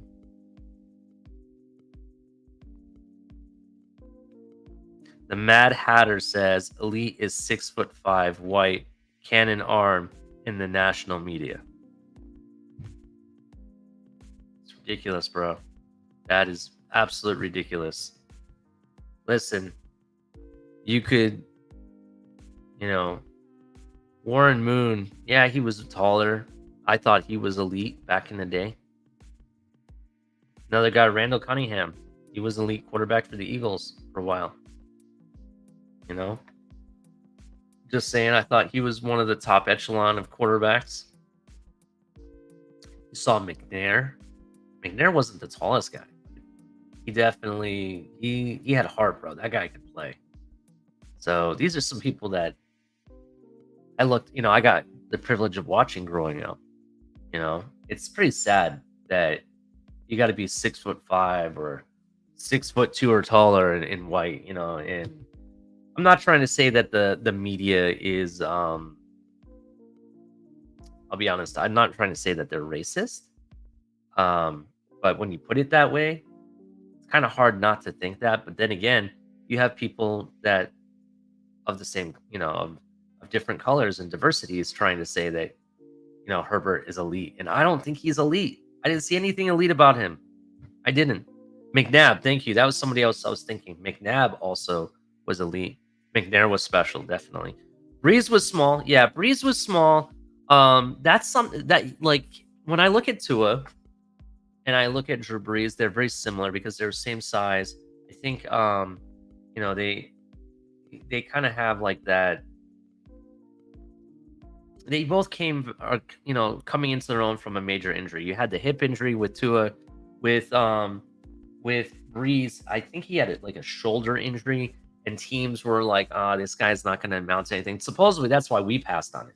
We passed on Drew Brees because of the injury. We had injury concerns. You know what I mean? And the Saints were like, oh, hell no. Come here. We'll make it happen. And they went on to win a Super Bowl. So, and Drew Brees is forever a Hall of Famer because of it. So, let's see. Yeah, I definitely see what you mean, Mad Hatter, in the perception. It just sucks, bro. It just sucks because this guy, he's consistent. Even when he was healthy, he was putting up consistent numbers, right? The beginning part of the Packers game, on Christmas Eve, the guy put on a clinic the first half. Second half, I don't know what happened. But I don't know what they need from him to prove. All the statistics, he was first in, right? He had the highest most voting in Pro Bowl ever. Yeah, he didn't get selected for it. You could say it's because of injuries or whatever. But the guy had the highest ever votes in Pro Bowl history. You know what I mean? What else do you want from this guy? I don't know. If it's the fact he needs to stay healthy, okay, he's going to do it this year. If he stays healthy this year, right, in the MVP conversation after 1 week, right, throwing consistent 400 yards, multiple touchdowns. Let's say he finishes the season with maybe a couple interceptions to none, right? Let's just say that, right? The guy could win MVP and you still don't call him elite. You understand that? The guy could be MVP and you still don't call him elite. That's what my concern is. That's what I'm worried, that they're going to keep raising the goalpost for their own narratives. That's the issue. I'm sorry, I'm going on a tangent. I don't want to get into this argument about the media and who they want to darling and not darling, because that's a whole different conversation. Vic was elite at one point. Yes, Vic was elite. I agree. Crazy Dolphin wants to know, could we bring in Akeem Hicks or Sue to see if they could help our defensive line? I'm glad you brought up that, Mr. Palk. You and I think alike. Let's talk about that. So I would be okay with both. People are saying, you're going to bring Dominican Sue back? Yeah, why not? Why not? We didn't leave on the best of terms, or he didn't leave on the best of terms, technically. I mean, we abruptly released him, but we did pay him a crap ton of money on his way out. So I kind of think that counts for something. I know Mansa Chill says no, Sue. Listen, we need somebody to be that pure nose tackle, middle tank. That's what you need. Someone that's okay to take on 2 or 3 defenders when they're double and triple teaming him. I think Akeem Hicks, who is familiar with Vic Fangio knows him inside and out. They had their best seasons together. I think that would be your guy, to be honest, that you bring in. If I were to do it right now, I think the defense is where you're going to see him move first. I was going to say the running game, we're probably going to need to bring somebody in. But at this point, because of what we saw on the defensive side, I think that's where you're going to see them move first.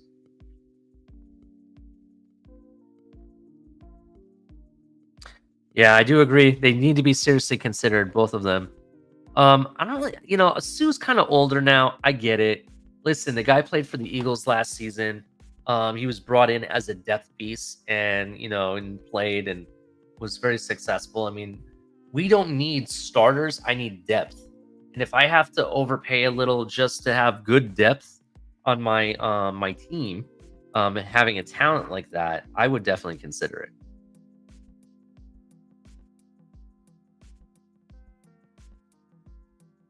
Yeah, roadblock. Yeah, that's what I'm talking about. Nose tackle, that can be the roadblock, right?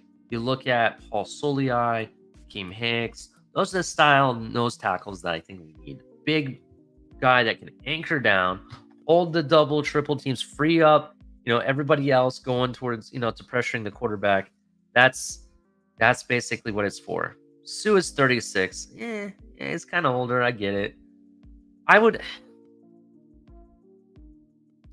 don't think he's going to necessarily command the high money that he was getting. I want to say, what did he sign? Like a 1-year, $10 million deal last season. I don't need the starters. I need depth, as well as I need that nose tackle for those certain situations. That's definitely what I need.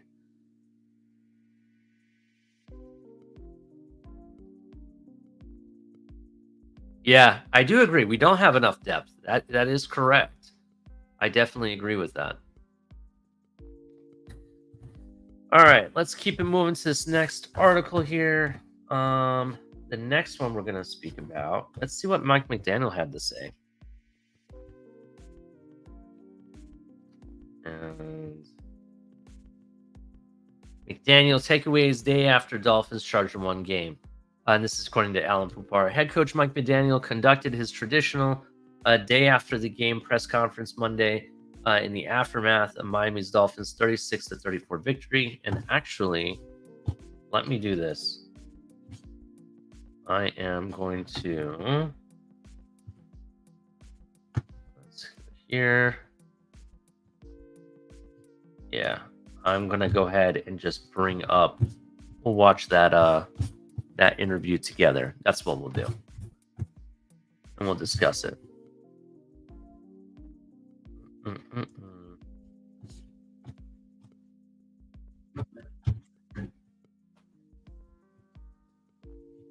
we go.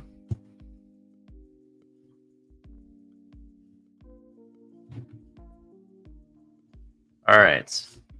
I'm going to go ahead and play this. Let me know if you guys can hear it in the chat. Just put it in the chat if you can hear this when I play it. I want to make sure. The decision to use Isaiah Wynn at guard for this team now after 4 years at tackle for New England. And then I was going to ask you on Ezukama, the idea of actually lining him up in the backfield. Is that something that you drew on a napkin one night? Did you put it on your iPad at 2 a.m. in March? What led to that usage for him? Well, the Isaiah Wynn, wasn't new. I'm a young old guy, right? So when he was coming out, that's kind of the way I had evaluated him. Saw him as having some good skill sets there, and I think the experience at tackle helps an interior player tremendously if they have the skill set to kind of cross over because of the types of athletes that you face on the edge. So he's been a wonderful addition to the team, and earned his opportunity to start through his play, which is the only way that we accept it here. So I was pumped about that. Yeah, what if I told you that Eric wasn't even supposed to line up there? Just kidding. That's stuff that you try as a coaching staff to see and open your mind to the unique skill sets of certain players, and that doesn't for that game it made sense to try to introduce that a little bit, whether that's something that we expand upon. Kind of just depends on the opponent, the pros and cons of what that does, if anything, and we felt like it was a good way to get him the ball that game, so and get him some opportunities and get the defense talking a little bit. So two things I want to say real quick before we move on to this next question that they're going to ask him. Was this the most unpsychoanalyzed question or answer that Mike McDaniel has given all offseason? It seemed like all offseason you had to like navigate and use the GPS to get to his answer, right? And go through the weeds and figure things out, right? What's real and what's not. And this was a straightforward answer. It was like he asked me a question. Yeah, it goes through his play, and he did very well. It was really cool to see him, in different positions. And we what if I told you he didn't have to line up there? I'm just kidding, but we wanted to get the ball to him and open our minds to different positions and whatnot, and where he could fit well and whatnot. I actually understood what he was saying. I completely understand. Just pointing that out there. I love my coach, but that's kind of funny. I just thought it was funny. In addition to that, it was really cool. I forgot to mention that. It was really cool seeing Easy E in the backfield as a running back. Threw me off. I was like, really? They put him in the backfield? That was kind of different. I expect him going forward. I want to see him on jet sweeps. I want to see him in the slot. I want to see him in the backfield. I want to see him in trips. I want to see him all over. So I definitely want to see what they do with Easy. It's going to be really interesting. Let's keep it moving.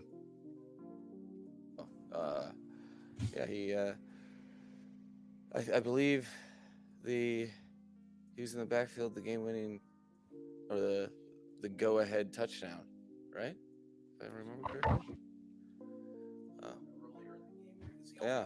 On the winning touchdown. I'm pretty sure he was lined up in the backfield.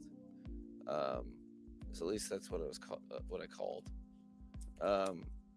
It was a long flight, So those are fun things that you're able to do, especially in year 2, where a lot you can move people around a little bit more just because of the inherent understanding of what words mean. Mike, when you reviewed the tape today, there were a lot of Tua Tagovailoa completions. Which one was your favorite? Well, which one presented as though adversity was an opportunity? Boom. So it's all, those are things that are not easy to do. And it was my favorite because it was more of a team moment. I thought that was a series of plays, actually starting with the interception that they targeted Braxton on, because on that particular play, it was the Chargers got the ball at the 4-yard line because they intercepted it, and then Waddle and Essay didn't stop playing. Got a tackle on the 4. Got the ball back following a really, really good play by Cater on a well-timed blitz that is rarely executed, to be honest. Free runners at quarterbacks generally miss for whatever reason. We've been emphasizing some technique. He got the sack. Then we had a great punt return blocked up. But it was a short kick, so then we had a short field, and off that momentum, Tyreek Hill started making it very known that he was ready to make a play, and I fancy myself as a great listener. 2 things there. Cater Kahu, hell of a game, right? We had a free shot right at Herbert and just recorded his first sack in the NFL, bro. That was awesome. I honestly thought it was a safety. I thought it was a safety. Just my opinion. But Cater Kahu, one of the best stories ever told in the NFL, being undrafted, playing at a very high level. The sky is the limit for him, to be honest. It was also interesting. He talks about Tyreek Hill letting it be known that he's ready to make a play. And McDaniel says, well, I'm a great listener. That's kind of interesting. I like the fact that he has faith in, his players to let them know, let him know, hey, I'm ready to do this. And he's willing to, see what happens with it. You know what I mean? So that's kind of cool. Scotty says scheming plays for easy shows how much they see in him. Yeah. Listen, I was concerned that he could not get on the field last season, but one thing that's the difference that I see this season versus last season is that Easy I think, has gotten a little bit faster. He looked faster in person than he did in the previous season. He seems like he moves better. They also have him, in preseason and camp, when I was looking at him, they actually had him doing different plays, different positions that normally like some of the other receivers would do. It was just really interesting. So I'm excited to see what happens. I can't, I hope I hope to God they utilize him more. I think he kind of keeps the passing game from being one dimensional. When I say one dimensional, I'm talking about Tyreek Waddle. Now you're adding in, that's the one thing you saw yesterday, or on Sunday, that was great. You saw Braxton Berrios, let his name be known, Craycraft, Tua's favorite receiver outside of Waddle and Tyreek, to be honest. And the reason I say that, just like last season, he was the guy that was being that go-to guy for those touchdowns, or even those easy passes last season until he got injured. Go back, they were building rapport. It seems like it's continuing. You saw them spreading the ball around. Even the Smythe, Lewis's favorite tight end, where he's buying a Smythe jersey right now. He was even performing. Yeah, Joe Rist, I agree. Our wide receiver room is filthy. And primarily not just because of Tyreek and Waddle. Obviously, they're the fastest guys. But you have versatility of different guys that are good. They know what to do, where to be. They're very good at catching the ball. It just, in my opinion, that's the one skill set that they're very good at. And they can be used in very different ways. Duke Thomas says we have the best wide receiver room in the room. Yeah, it's true. I think we do. I mean, we have the number one receiver. We have the most efficient receiver. And he's not even our number one receiver, and that's Waddle. You look at, Color's production list, and he used various different stats, anything that he could find that equates to production, right? And he, figured out everybody's stat line and tried to see where they measured up and everything. With those production, with those stats, I want to say Waddle finished like 9th or something like that, or 10th, something to that effect, right? But when you look at the amount of yards and the amount of receptions and everything, he maximized every reception. And because of that, he was one of the most efficient, productive receivers, that if he had gotten the same amount of targets that Tyreek did, he'd be in that top 10. I think it was 11th he ended, right? Something like that. It was just outside the top 10. And he was so efficient because every catch, you can see where he maximized it. So rock and roll to Waddle. Estefan's up in here. What's up, Estefan? How you doing? Shout out to those Texas Longhorns who beat out Alabama this weekend. So Quentin Ewers, yeah, he's going to have the best mullet in all of NFL. That's what I think. So let's keep it moving. Let's see what else Coach had to say. So that throw culminated kind of a team effort. That. Oh, by the way, put your questions for Q&A after this video. We're gonna put those. We're gonna start talking about some of those questions. I'll try to answer as many as I can before I have to go. So let's keep it moving though, because I gotta leave right at 8 anyway. It's very, very important playing off of each other in the various phases. It's very important to winning close games like that. Quick follow if I could. I think I was thinking of a different one, which was the 3rd and 10 where he scrambles forward. That was another good one. Yeah. That was another good one. We hadn't seen many. We've seen two, obviously, off platform a bit, but that throw in particular was not. We haven't seen that a ton from him. Was that?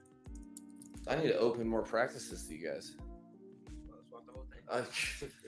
Who makes the rules? Oh wait. No, that's really cool stuff from a developing quarterback that is finding his own footing in how he plays, because that was he went through his progression, felt the pressure and the good interior pocket, utilized that, and then did something that most people can't do with their writing hand, let alone their non-writing hand like he does it. So that was a good one too. But I really liked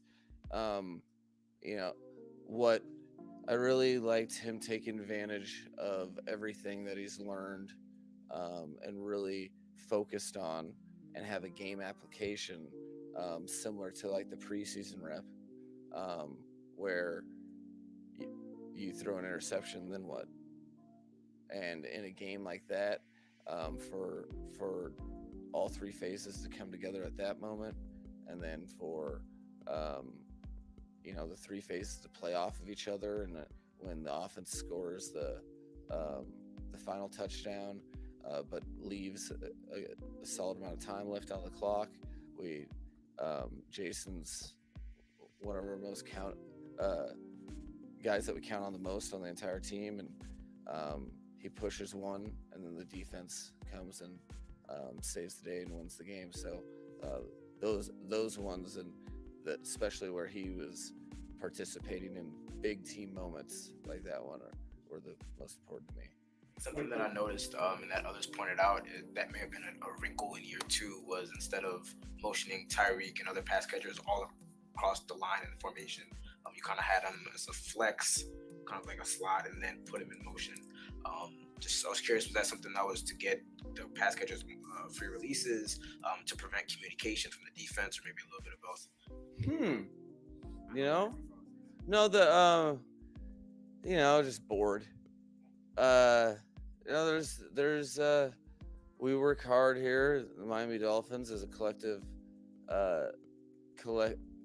group. Coaches bring forth things. You see stuff on tape. Players bring forth things. But I think it's important to constantly be pressing the envelope, and I believe in that players deserve schematic advantages. It's hard enough to do their job, and the coach's job is to try to generate those. But man, I've drawn a lot of stuff on paper. It's a lot harder doing it. So on the road, and to execute that with the crowd noise on the silent is a credit to a lot of people working deliberately. And I think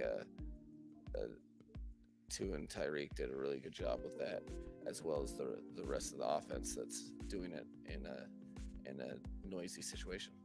The decision to go for points at the end of the second quarter, was that situation specific, or was that just a general Mike McDaniel, here's an opportunity, all points matter? I think it's important that you play to that you constantly evolve as a coach and a play caller. And at that point in time, thought that our guys would block them well enough to pump the ball down the field and see if our playmakers could do something with it. There'd been a good amount of plays made by the skill positions in the first half, and so shame on me if I just mail it in. So it was great execution by a lot of people on those plays, and good job about Waddle running fast and getting out of bounds, and then good job with Eric putting enough stress on the defense that they had to hit him before the ball got there.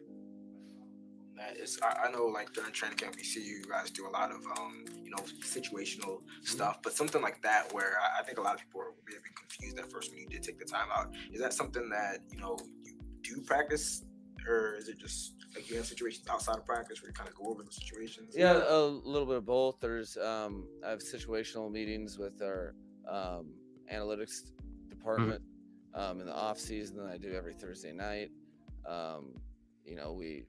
You can't rep enough situational football, because what you don't want is to be in a foreign situation for the first time when the box score matters.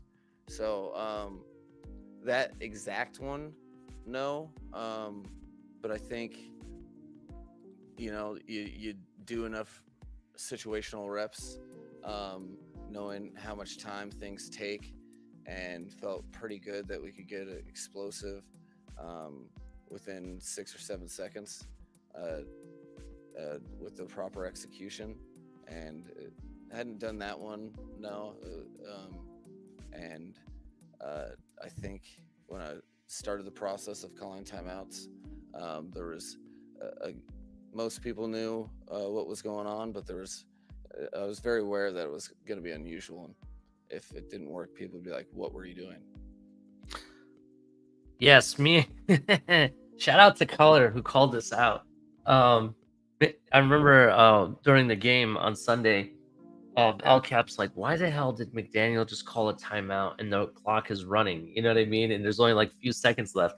And Color said this will be because of some situation that if something happens, it gives them a chance to possibly counter and maybe even get something out of it. Let it be a la blocked field goal or a pass interference call in the end. And lo and behold, that's exactly what happened.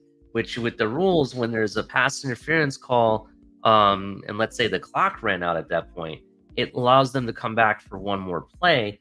But in this position, it allowed us to put us in position for a field goal to take the lead in the half. So he was just saying that everyone else is like, what the hell are you doing? You know what I mean? But they had a plan for it. I also like the fact that they said they do practice and, they do talk about situations that could happen and how to address them, so they don't have to worry about seeing something that's foreign to them. I think that is definitely much better what I'm hearing compared to last season when you had two quarterbacks go down and your third string quarterback had to come in. I think you got to be more prepared. You got to be more prepared, especially in, with the fact that this season that Tua's coming off of, and that there was question marks about him being healthy. You need to be prepared for everything and anything. You need to have your backup quarterbacks ready. You need to have your defense ready. You need that offensive line ready, and you need those receivers to be ready to be able to catch balls from your backup quarterbacks, right? We don't want a repeat of last season. Even in the playoffs, even though we could have won the game, we only lost by 3 points.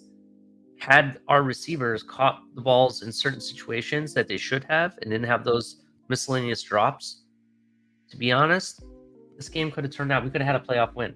And that's something I think that they're going to be discussing. They're going to be discussing weather issues. Like Chicago had some weather issues that I didn't think they were prepared for.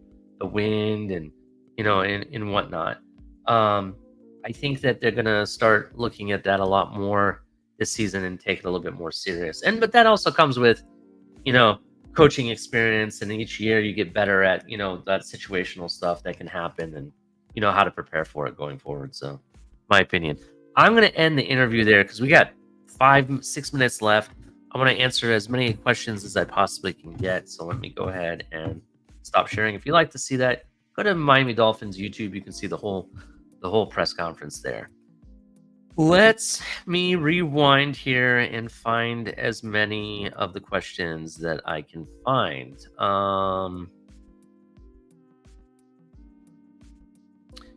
Vader's Daddy says, truth is, D will take a few weeks to gel. Not only is it a new system, but it's completely different philosophy. I agree. It is a different philosophy. And it will take a little bit to gel, to be honest. Yeah, he also follows it up by saying, it should be interesting when Jones, Needham, and Ramsey are completely recovered. You're absolutely right. This team may look different at that point. I still think we need to bring in the nose tackle, though. I think that's a must. The only other question I have questions about, it's not the secondary at all, to be honest, even with the injuries. It's primarily the middle linebacker position. David Long kind of went missing. AVG didn't look his best. I kind of think we're undersized there, too, so that's my concern. Let me look for questions here. Any questions? Thanks, Crazy Ball. Yes, hit the like button. We got 40 people watching. Please hit the like button.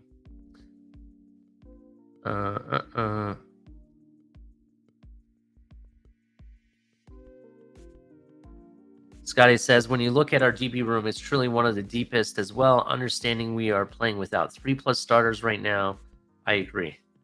I'm hoping Needham comes back soon because we definitely need him. And no pun intended. But definitely Campbell and even Ramsey. That would be awesome when they're all healthy. They'll be right in the playoff run. It'll be great.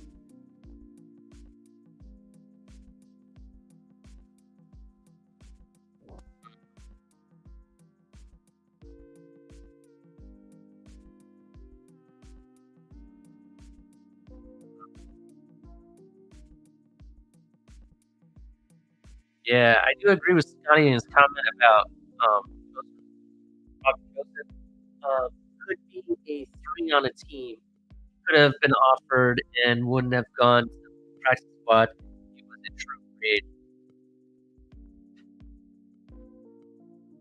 I'm gonna say straight up, I think the reason that he wasn't on the main roster is because either he didn't have the ability or the lack of wanting to block in the running game. And that's something that you did see. You do see guys like Braxton Berrios, River Craycraft, though they are solid pass catchers, they participate in the non-catching game as well. They're willing to throw their bodies on the line to block. And that was something I think I didn't really see very much of Chosen doing at all. So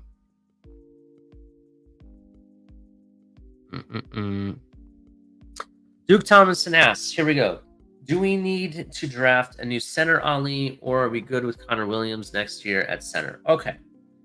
Here's my thought process on this.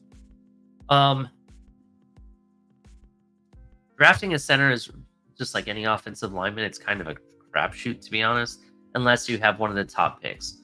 We don't have one of the top picks, right? There's only a handful of really decent centers in each draft, if there is one. And they're usually picked right before the end of the pick. If we actually make the Super Bowl, we're only going to have a number 31 or 32 pick. I do think, and we don't have a 4th or 5th round pick either. So, and I don't know if we have a 3rd. I have to go back and check to see if we have a 3rd round pick this year. But even if we don't get somebody in the 1st round, usually around the 4th round is when you see centers come off the board. And I don't know if we draft another center. I don't. I think they might try to make things work with Connor Williams, to be honest. They do need to figure out what's going on. I don't know if it was his fault or if it was Tua's fault when it came to some of the fumbles. There was only maybe one high snap that I really noticed. Beyond that, it wasn't as outside the fumbles and that one high snap. It was pretty good for the most part for the rest of the game. Those 3 things were damning and they could hurt us definitely. But if you can go back and fix that, and it'll depend what we see against New England. Because they have New England, honestly, even though they lost against the Eagles, they have a top 5 defense. They do, right? Their defense are very well coached. They have they have good depth. They can, Bill Belichick is a mastermind of that defense. That's his baby, right? So it'll be interesting to see what they do with Connor Williams.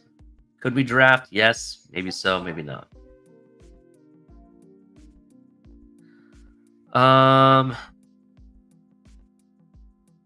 Manny B, if you're just joining us, yeah, unfortunately, Mark K did make an experience, did come on the channel, not the panel, but the chat. He just said, great job by the Miami Dolphins, and that Josh Allen made a lot of horrible decisions.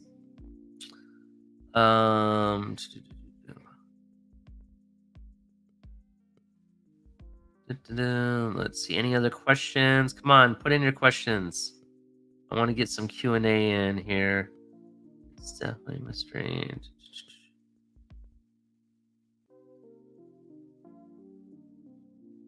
You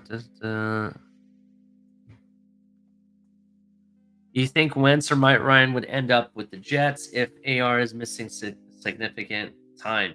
Listen, I don't think the Jets have a choice. They invested a lot of money in bringing Aaron Rodgers in. They invested money, you know, they brought in Dalvin Cook and let go of Zonovan Knight, who I think is an underrated running back that I think in the right system he could do very well. Let's see, they invest a lot of money in making sure that defense is solid and everything. And they also they brought in all of his demanded receivers. They brought in Lazard, they brought in Randall Cobb. You know what I mean? They even supposedly tried to bring in his offensive line for him too, right? Well, here's the deal with that. Yeah, you did all those things, but ultimately you got to perform. And I don't know if Zach Wilson is the long-term guy for this season, but I could see them bringing in a Matt Ryan or a Carson Wentz. It'll be interesting at who it would be. Will it work for them? I don't know. It didn't work for the Colts. There's even rumors that they're interested in Gardner Minshew, of all people. I don't know what it is. And all three of those guys, Matt Ryan, Carson Wentz, or Gardner Minshew, all have some relation with the Colts. I don't know what the love is there, to be honest.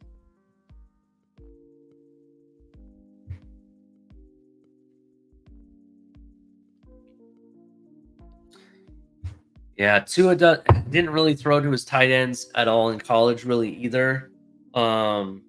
I think tight ends are really essential in the NFL. So I'd Smythe definitely had a good game. I want to see more of that. They need to sprinkle that in more. And I kind of think that Tua does need to start finding his tight ends as an outlet. I think that would solidify his game like perfectly, to be honest. Who was his tight end in college anyway? That's a good question. I don't even remember. Crazy Dolphin says, Ali, do you think that the Colts will make it harder for us to attain Jonathan Taylor? No. I'll tell you why. Well, I don't know. Here's the reality of it, right? The reality is that Jonathan Taylor still wants to be traded. He doesn't want to remain as a Colt. He said that. He's already stated that. He's on the PUP list. So no matter what, they can't use him until after the first 4 games, and let alone he won't even be ready to probably about week 6 anyway, right? So you have all that, and he's still demanding a trade. So I think they don't have a choice now at this point, because here's the deal: you're going to franchise tag him, right? If that's what you do. And nobody's going to give you what you want when you franchise tag a player. They don't generally do that. Look at what we got for Jarvis Landry, who was arguably one of the better receivers in that, at that time. Granted, we saw him as a slot receiver. He didn't see himself as a slot receiver. But we got next to nothing for Jarvis Landry, in my opinion. I don't think we got what he does. What was it, a 4th round pick? Literally a 4th round pick? It was something kind of dumb. I don't see them getting a first if you franchise tag him and try to trade him at that point. If you want to maximize on a deal, you have to do it by trade deadline. Do they get a 1st round pick? I doubt it. Nobody's going to want to give up a 1st round pick on a running back, specifically when there are other needs going around the NFL. Now, the Miami might want to give a 1st round pick, because if we're winning, and let's say we're heading into that trade deadline, we're winning, our pick is starting to look like it's going to be in the late 20s at that point, maybe the early 30s, right? 32, 31, 29, 30, something around there. If that's the case, then yeah, go ahead and make the deal. Go ahead and trade for him. I think at that point you could also trade other players too, to get a pick here and there. In fact, I mentioned this earlier, and I might get some heat for this. This was one of my last things I talk about, because I do have to go. last night I made the comment, "Hey, Jets, if you need a quarterback, we have Mike White because they have he has experience with you guys, and we have Mike White. We'll take a 4th round pick, something, a pick that we don't have that we do need, right?" And then I could see them packaging certain things around to get a Jonathan Taylor with that type of pick. But here's the reality of it: I forgot that the Jets actually got a new offensive coordinator, so their offense may be different now. Maybe not the same system, maybe the same players, just not the same system at all. And Mike White might not be a fit there. So I don't know if that will happen. But with our other receivers performing well, Craig Kraft, Braxton Berrios, who else is performing very well? You got Waddle, you got Eazy-E, you got Tyreek. All these guys are performing well. And I'm starting to see less and less of a room for Cedric Wilson. You did reduce the money for Cedric Wilson in a way that is more tradable now. I do expect Cedric Wilson to maybe traded before the deadline. I can see that happening. Braxton Berrios, I think, is going to be our return guy on kickoff returns and whatnot. And it'll be, we'll see what happens. I think Cedric's, time with us is starting to become limited. So, but we'll see. We'll see what Colts are doing. I think they do trade him by the deadline. I don't think they're going to get what they're asking for. That's basically what it comes down to. I wouldn't be surprised if it's for a second in like next year's like 3rd or something like that. Then the year after that, I won't be surprised. Let's see here. I want to get 2 more questions in here. That was for Scotty, not for me. Is Greer still a bad drafter if Jackson and Tua both hit? No, he's not. Maybe he saw it. Just took a little bit of time to come to fruition, to be honest. We were all off of Austin Jackson. The guy couldn't stay healthy. But then again, you have to remember, the guy had just had a bone marrow transplant that he was the donor for his sister, right? And my understanding, when you transfer bone marrow, there's like a recovery time, and you might come, in camp out of shape and all this other stuff. And then he had an injury afterwards because it was okay in the beginning, and then he had an injury, and it really wasn't the same after that and everything. He's come in the best shape of his career in this preseason. He's come in looking shredded, and you saw, better production on the field in practice. And then finally you're seeing it on the field. The guy looks much better on the offensive line than he's had ever in the past. He just had his best game ever. So Austin Jackson definitely, I think, is a hit. And then Tua, on the other hand, the guy has shown progression. He showed progression from the first year to the second year, and even definitely in the 3rd year. And now he's showing even better. So he's getting, every year he's gotten better and better. I think Tua was a hit. Definitely. He just wasn't a top 5 overall pick hit initially. And now we finally see the top overall pick of Tua. This is what I expect, right? I want to see more of that. Now, does he have to throw for over 500 yards or 466 yards? No, but he needs to have clean games, be effective, make smart decisions, and definitely be a game factor. He doesn't have to be the game factor, but he has to be a game factor. So, just my opinion. Like, you see Burrow is a game factor. Justin Herbert, they say he was a game factor. Just give you an example of some guys. Oh, Michael K is up in here, huh? Is he finally in here? What do you have to say? Where is he?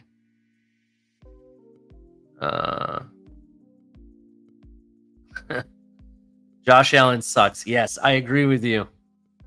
I do agree with you, Michael K. I'm sorry about your team, what happened last night. He really does suck.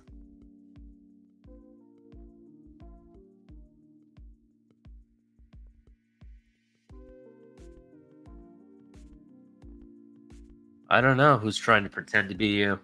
Is there someone trying to pretend to be Michael K? There's Mark was here earlier. So I don't know. I'm like, okay, please sit down.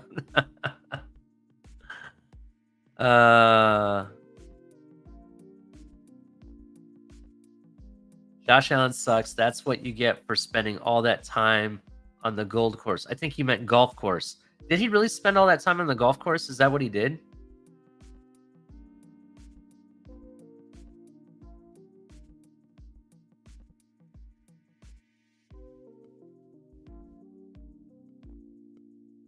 Yeah. All right, ladies and gentlemen. If I didn't get to your questions, I'm going to reevaluate the questions later today, and I'll try to answer those on tomorrow's episode. Hopefully, Color will be with us tomorrow, because I kind of missed having him here. But make sure you hit like and subscribe. Check out some of the other shows that we got around here. It's going to be crazy. Tomorrow's episode, and let me pull that up here just so I can verify what we got on the docket. Tomorrow's episode of Top of the Tailgate is called... Where are you? Here you are. It's actually, we're just going to go over our Thursday preview. We're going to talk about Thursday's game, what we expect and whatnot. Thursday's episode is called Thursday Morning SmackDown. Color and I are going to give you the SmackDown effects of Thursday night's game, of what we think is going to be a SmackDown player. And what we mean by that, the difference maker, the guy that's going to put out a statement. It's our predictions we're going to put out there, so for the game. So check that out. We got a lot of stuff going on. Check out Late Night Exhale is now Club Exhale. We're going to be having fun. I'm playing music. We're going to drink, have a good time. We're bringing the party back to the Finn's Tailgate. So definitely check all that out. Yeah, man. So make sure you hit like and subscribe. Turn on the notification bell, and everybody. And with that, I'll see you guys tomorrow morning. And fins up, everyone.